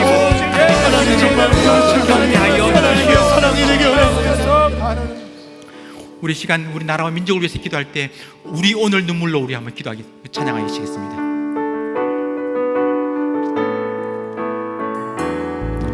우리 오늘 눈물로 하나의 씨앗을 심는다. 꿈꿀 수 없어 무너진 가슴에 저들의 푸른 꿈 다시 돋아나도록 우리 함께 땀 흘려 소망의 길을 만든다. 제일로 가는 길을 찾지 못했던 저들 노래하며 달려갈 그 길 그날의 우리 보리라 새벽 이슬 같은 저들 일어나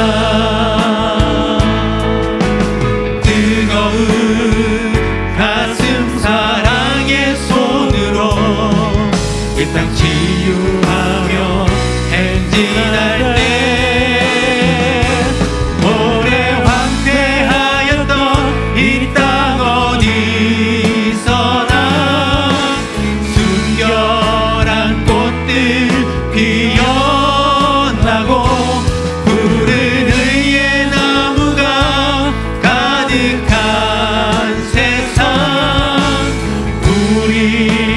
함께 보리라. 우리 다시 한번 찬양합시다. 우리 오늘 눈물로, 우리 오늘 눈물로 하나님의 씨앗을 심는다.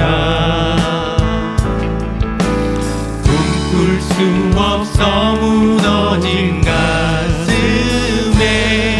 저들의 푸른 꿈 다시 돌아. 우리 함께 땀 흘려, 우리 함께 땀 흘려 소망의 길을 만든다.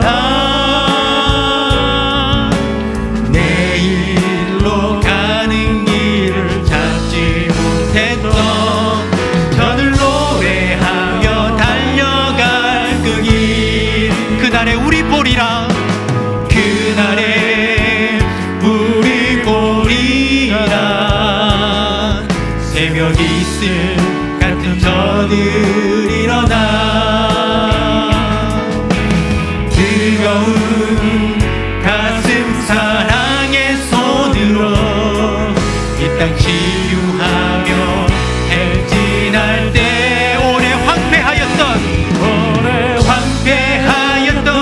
이 땅 어디서나 순결한 꽃들 피어나고 푸른 의의 나무가 가득한 세상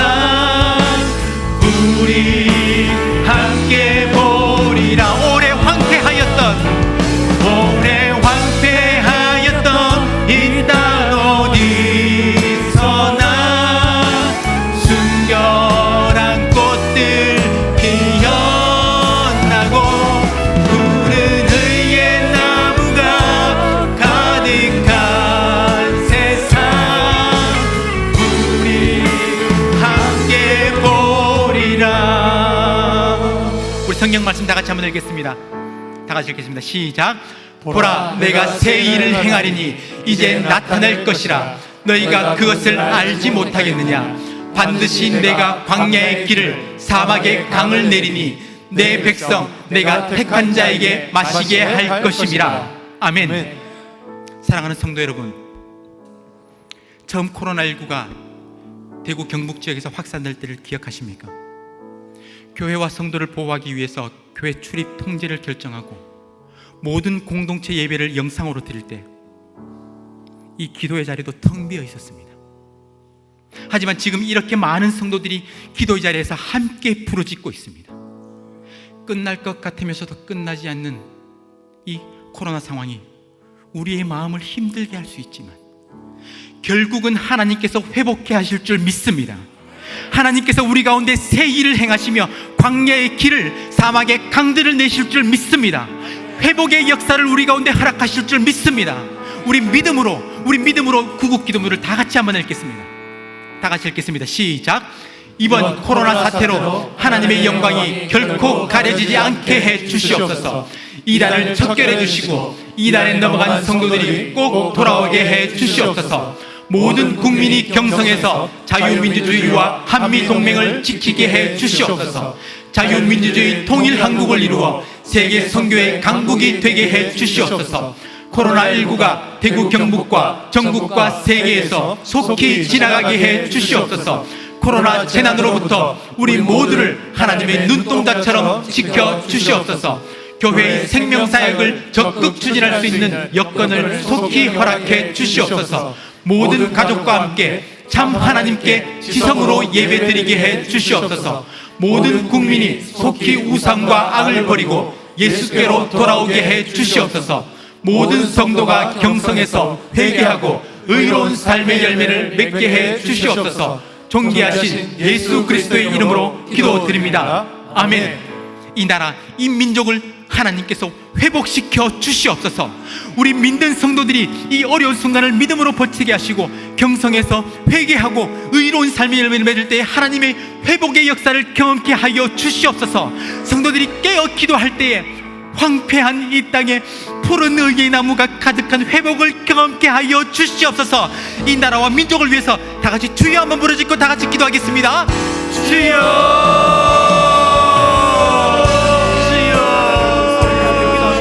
하나님 우리 가운데 하나님 회복의 은혜 회복의 역사를 경험케 하여 주시옵소서.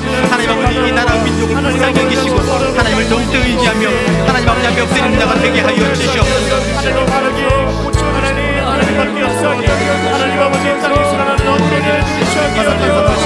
회복하라 하나님의 놀라운 하나님의 불안하신 정말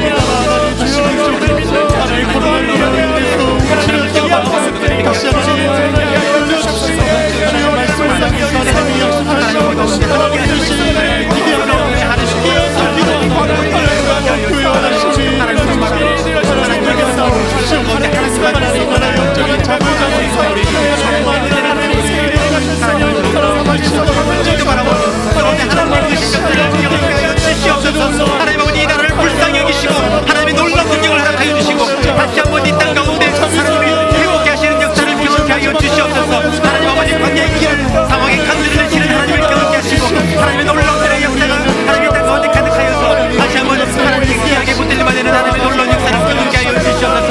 하나님 이 땅 가운데 하나님 아버지 주의 많은 백성들이 하나님 앞에 다시 한번 돌아서게 하시고 다시 한번 은혜를 경험케 하시고 하나님을 더욱더 의지하며 하나님 앞에 다시 한번 기도하며 하나님 앞에 엎드리며 하나님 아버지 회복의 역사를 경험하는 자가 되게 하여 주시옵소서. 하나님만 바라보며 나아갈 때에 하나님 우리 가운데 놀라운 은혜를 나눠주시고 하나님 그 가운데 하나님께서 주시는 귀하고 놀라운 은혜가 우리 모두를 통하여서 하나님 이 땅 가운데 흘러가게 하여 주시옵소서.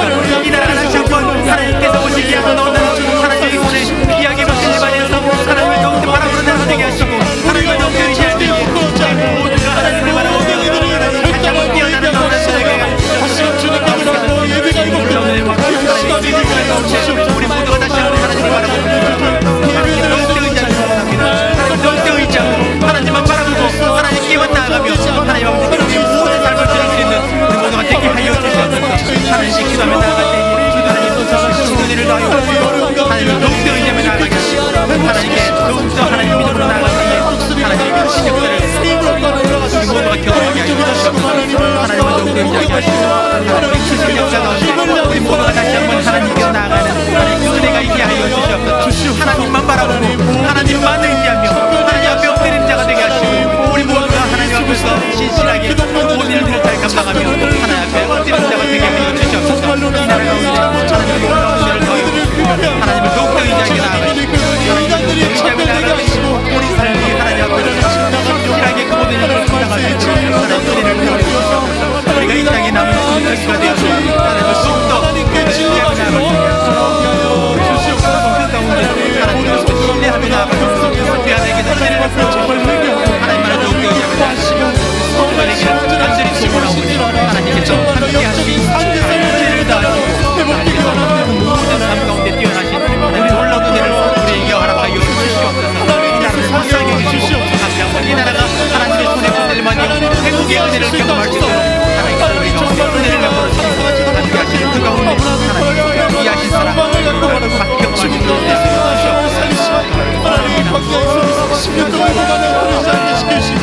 우리 민족과 성도와 우리 교회와 선교를 위해서 기도할 때 이 시간 이곳에 임하신 우리 다 한번 찬양하시겠습니다.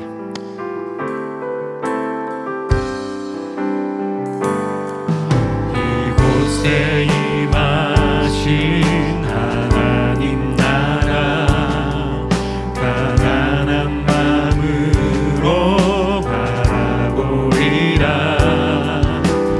먼저 그 나라 그 뜻 구하며 나의 삶 드리리. 주님이 맡기신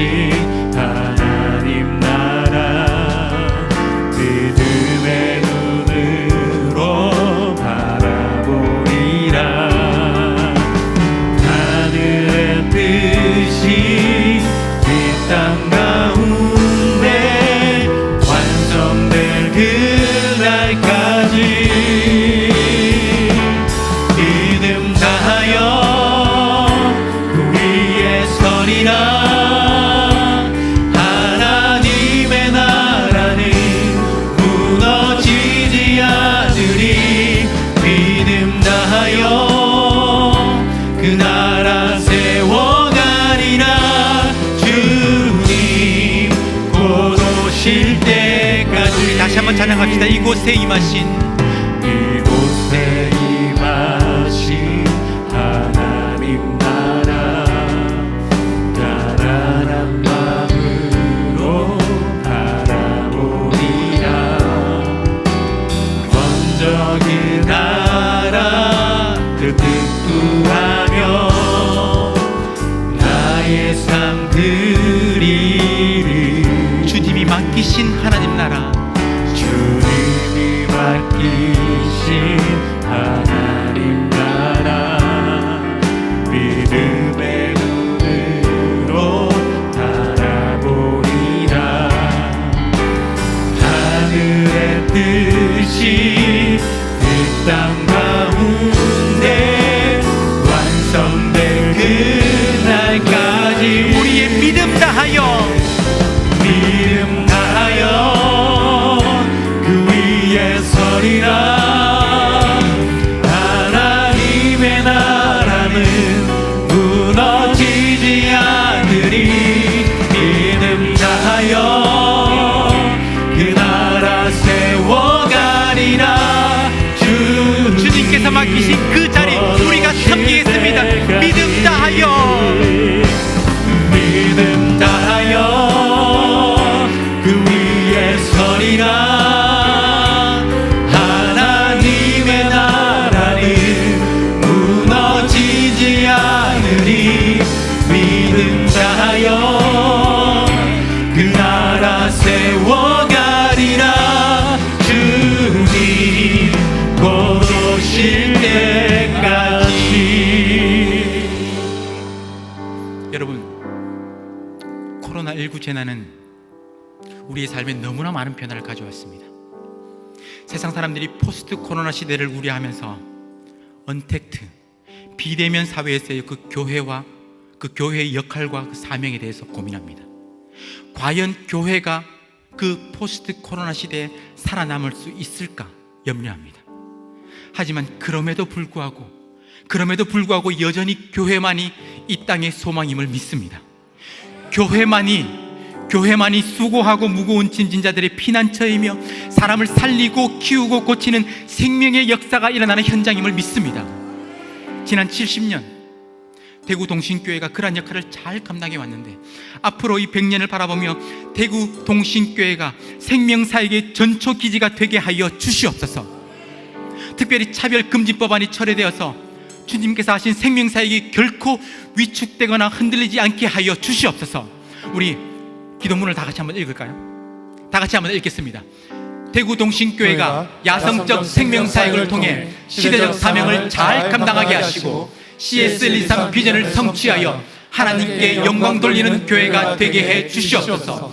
대구 동신교회가 예수님께 접속되어 예수의 생명을 풍성히 체험하게 하시고 그 생명이 약동하고 흘러가는 생명의 통로, 축복의 통로가 되게 해 주시옵소서.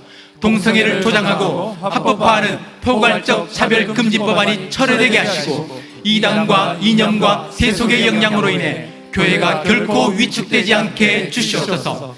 전 세계에서 사역하는 선교사님들과 가족들에게 힘과 위로를 풍성히 베푸시고 사역의 현장에서 예수의 생명이 약동하고 분출하는 역사가 일어나게 해 주시옵소서. 코로나19를 통해 어려움을 겪는 모든 선교지와 선교사님 가정을 굽어 살피시사 하늘의 불말과 불병거로 보유하시는 기적과 은혜를 경험하게 해 주시옵소서. 존귀하신 예수 그리스도의 이름으로 기도드립니다. 아멘. 우리 정말 교회와 선교를 위해서, 그리고 차별금지 법안이 철회될 수 있도록 우리가 간절하게 기도해야 됩니다.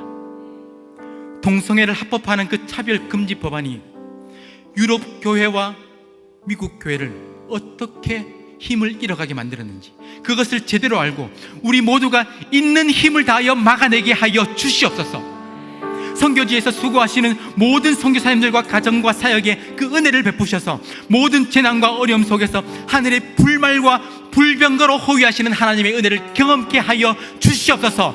우리의 교회를, 우리의 선교지를 하나님께서 붙들어 주시옵소서. 우리 다 같이 주여 한번 부르짖고 다 같이 한번 기도하겠습니다.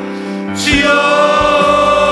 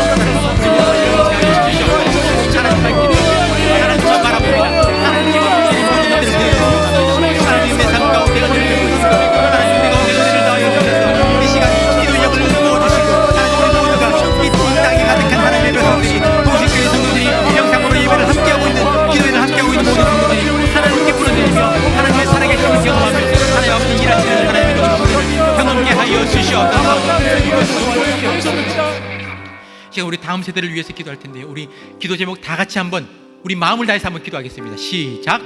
다음 세대들이 세속의 문화와 가치관에 결코 흔들리지 않게 하시고 복음 진리와 성경적 생각의 틀을 가지고 세상을 변화시키게 해 주시옵소서. 다음 세대들이 비전과 열정과 끈기를 가지고 자신의 분야에 뛰어들게 하시고 21세기 한국과 지구촌의 탁월한 지도자로 자라게 해 주시옵소서. 다음 세대들이 용기와 지혜와 하나님의 은혜로 철저히 무장하게 하시고 각자에게 주신 하나님의 분복을 누리며 사명을 잘 감당하게 해 주시옵소서. 다음 세대들이 신앙과 학업과 효도의 발동이 걸리게 하시고 이 시대가 필요로 하며 하나님 나라에 공헌하는 인재가 되게 해 주시옵소서. 존귀하신 예수 그리스도의 이름으로 기도드립니다. 아멘. 이 시간 다음 세대를 위해서 기도할 텐데요. 혹시 기억하십니까? 예전에 비디오를 틀면 제일 먼저 나오던 경고 문구입니다. 옛날 어린이들은 호환, 마마, 전쟁 이런 것들이 가장 무서운 재앙이었지만 현대의 어린이들은 무분별한 불량, 불법 비디오로 인해서 비행 청소년이 된다는 경고 문구였죠. 그런데 오늘날을 생각해 볼 때 이러한 경고 문구는 너무나도 진부한 것 같습니다. 불량, 불법 비디오가 아니라 이단과 이념과 세속의 영향이 우는 사자와 같이 두루다니며 우리 아이들을 삼키려 하고 있습니다. 틈만 나면 우리 아이들을 흔들려 하고 세속의 문화와 가치관으로 넘어뜨리려고 합니다. 주님, 불쌍히 여기시고 복음 진리와 성경적 생각이 틀로 우리 아이들이 무장되게 하여 주시옵소서. 하나님이 주신 북복을 마음껏 누리며 이 땅에서 주신 사명 잘 감당하는 하나님의 일꾼으로 자라게 하여 주시옵소서. 하나님의 경고의 나팔 소리 가운데 깨어 경성하여 이 땅의 그루터기로 남아 하나님 나라 위에 공헌하는 인재가 되게 하여 주시옵소서. 다 같이 주여 한번 부르짖고 우리의 다음 세대를 위해서 다 같이 기도하겠습니다.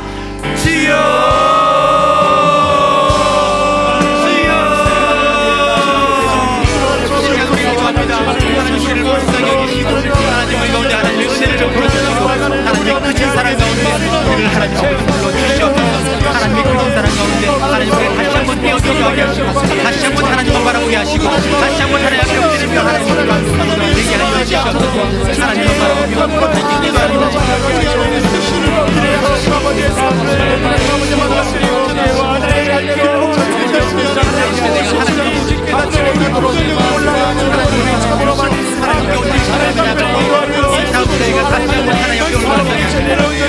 하나님을 바라보고 하나님 앞에 다시 한번 귀하게 드려지는 산제사가 되게 하여 주시옵소서.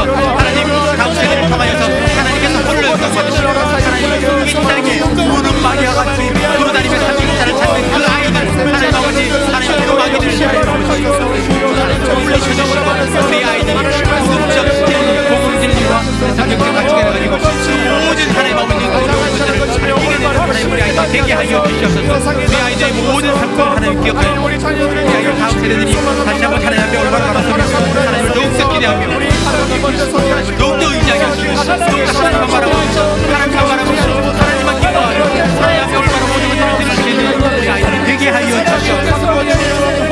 우리 가운데 하나님의 은혜를 주시옵시고 하나님의 은혜를 경험하시고 하나님만 바라보며 모든 것을 되게 하여 주시옵소서. 하나님을 기뻐하며 하나님 앞에 올바로 나아갈 때에 우리 모든 삶을 하나님 앞에 우리 모든 삶 가운데 하나님의 놀라운 은혜 하나님의 놀라운 사랑을 경험하며 그 가운데 기뻐하시는 자로 설 수 있게 하여 주시옵소서. 주님께서 주시는 사랑, 주님만을 바라보며 나아가는 사랑, 주님께서 주시는 그 놀라운 사랑을 우리 아이들이 직접 경험하게 하시고 하나님 그 사랑을 인해서 하나님 하나님만 바라보고 하나님만 챙기며 되게 하여 주시옵소서.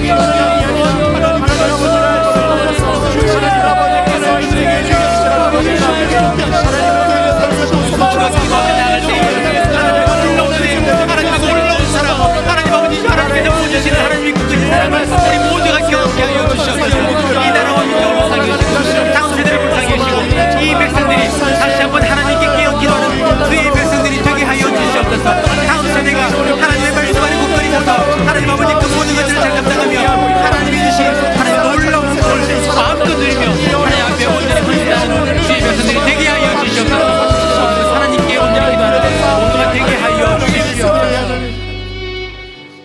우리 이 시간 나의 기도하는 것보다 우리 다 같이 찬양하시겠습니다.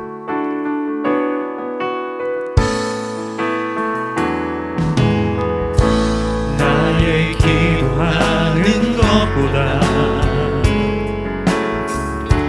더욱 응답하신 하나님, 나의 생각하는 것보다 더욱 이루시는 하나님,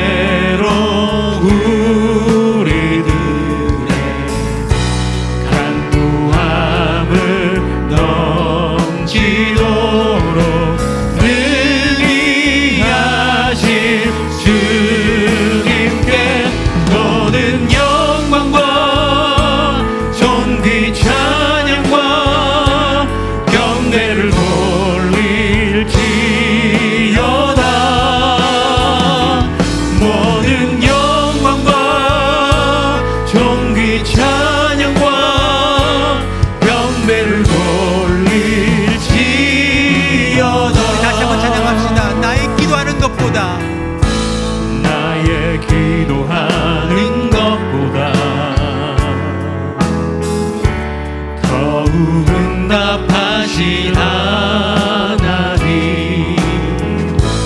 나의 생각하는 것보다 더욱 이루시는 하나님, 우리 가운데 역사하신 우리 가운데 역사하신 능력대로 우리는 간구함을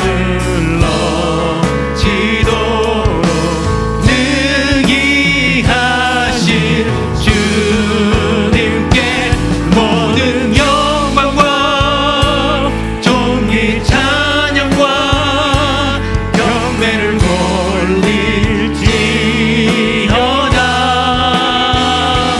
모든 영광과 존귀 찬양과 경배를 돌릴, 우리 다시 한번 선포합시다. 모든 영광과 모든 존귀, 모든 영광과 존귀 찬양과 경배를 돌릴지어다. 모든 영광과 존귀 찬양과 경배를 돌릴지어다.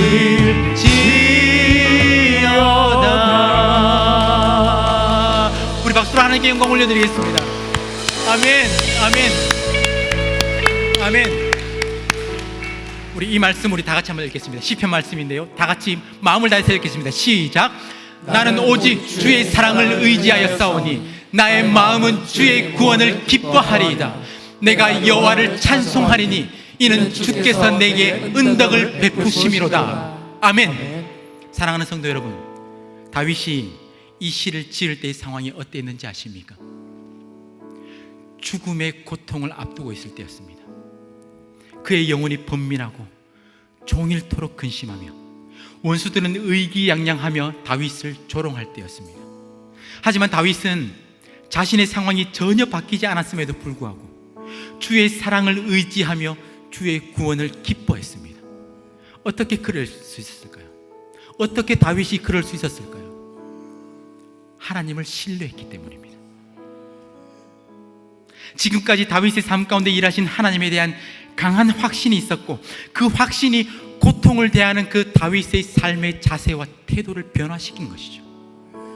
여러분에게 어떠한 어려움이 있든지 하나님을 의지하고 하나님께 부르짖어야 합니다. 강청하는 기도가 왜 힘이 있는지 아십니까?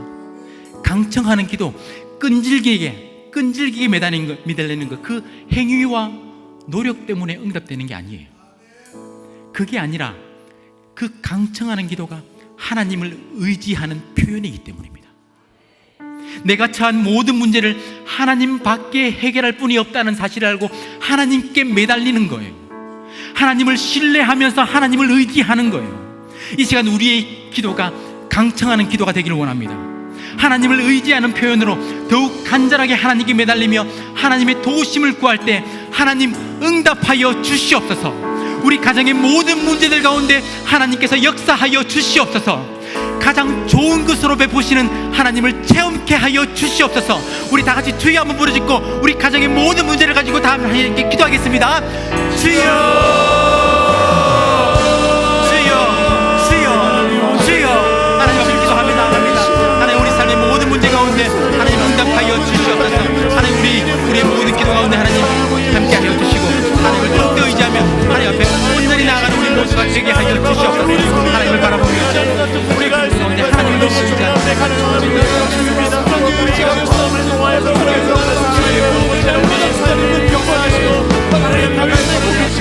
우리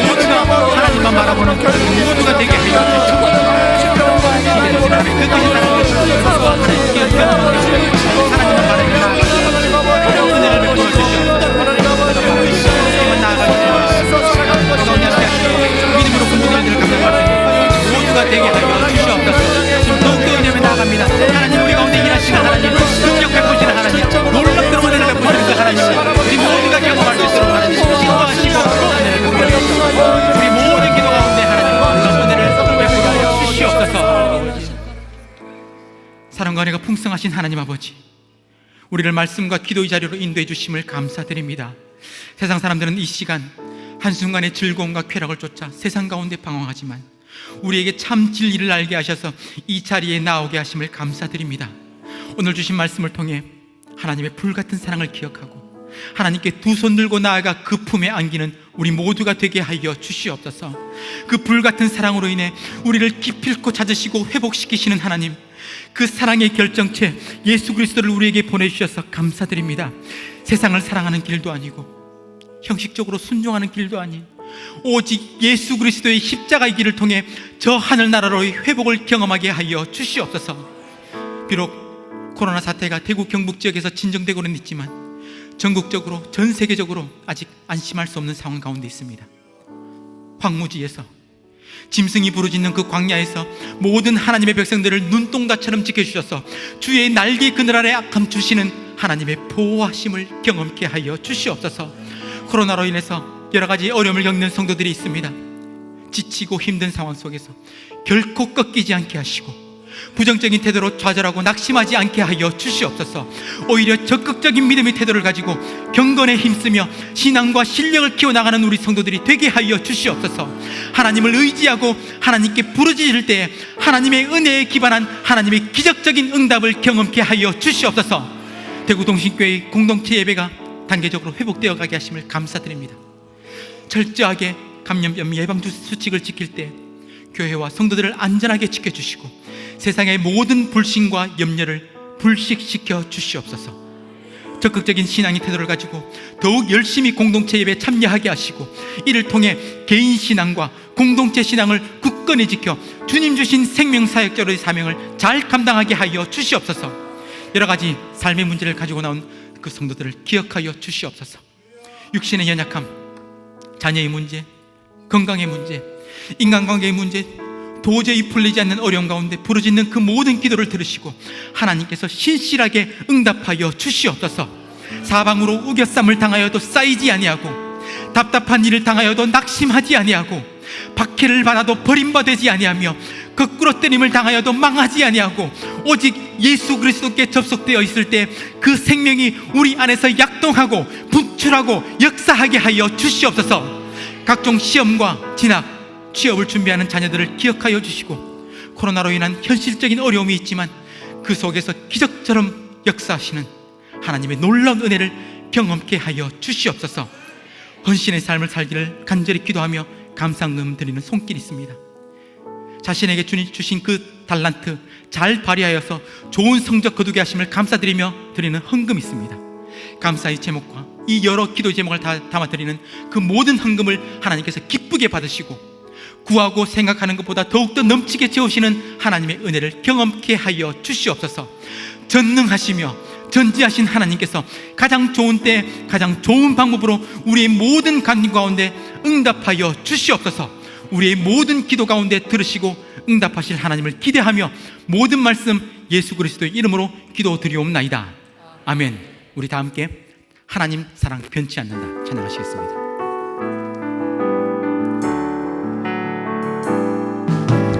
하나님 사랑 변치 않는다. 하나님 사랑 변치 않는다. 세상 가면하고 날 버린다 해도 하나님 사랑 변치 않는다. 하나님 내 길 인도하신다. 하나님 내 길 인도하신다. 하나님 내 길 인도하신다. 하나님 내 길 인도하신다. 나의 가는 길 다 주님께 있으니 하나님 내 길 인도하신다. 반드시 기도 응답하신다. 반드시 기도 응답하신다. 여러분 믿으십니까? 반드시 기도 응답하신다. 반드시 기도 응답하신다. 때론 나의 길과 다른 길이라도 반드시 기도 응답하신다. 것을 구하면 산다. 하늘의 것을 구하면 산다. 하늘의 것을 구하면 산다. 세상 헛된 것에 소망 두지 말고 하늘의 것을 구하면 산다. 축도하겠습니다. 우리 주 예수 그리스도의 은혜와 아버지 하나님의 무한하시고 변함없으신 사랑하심과 성령 하나님의 감화, 감동, 위로, 충만, 영적인 잠을 깨우시는 역사가 하나님의 불같은 사랑을 기억하며 철저한 자아의식과 진정한 회개를 통해 하나님께 두 손 들고 돌아가기로 소원하는 모든 성도들 머리 위에, 또한 십자가 그 사랑의 결정체를 뜨겁게 경험하며 그 기쁨과 감격을 날마다 그 삶 속에서 체험하며 살아가길 소원하는 모든 성도들 머리 위에, 그들의 가정 위에, 그들의 사업장 위에, 모든 삶의 터전 위에 지금으로부터 영원토록 함께 있을지어다. 아멘.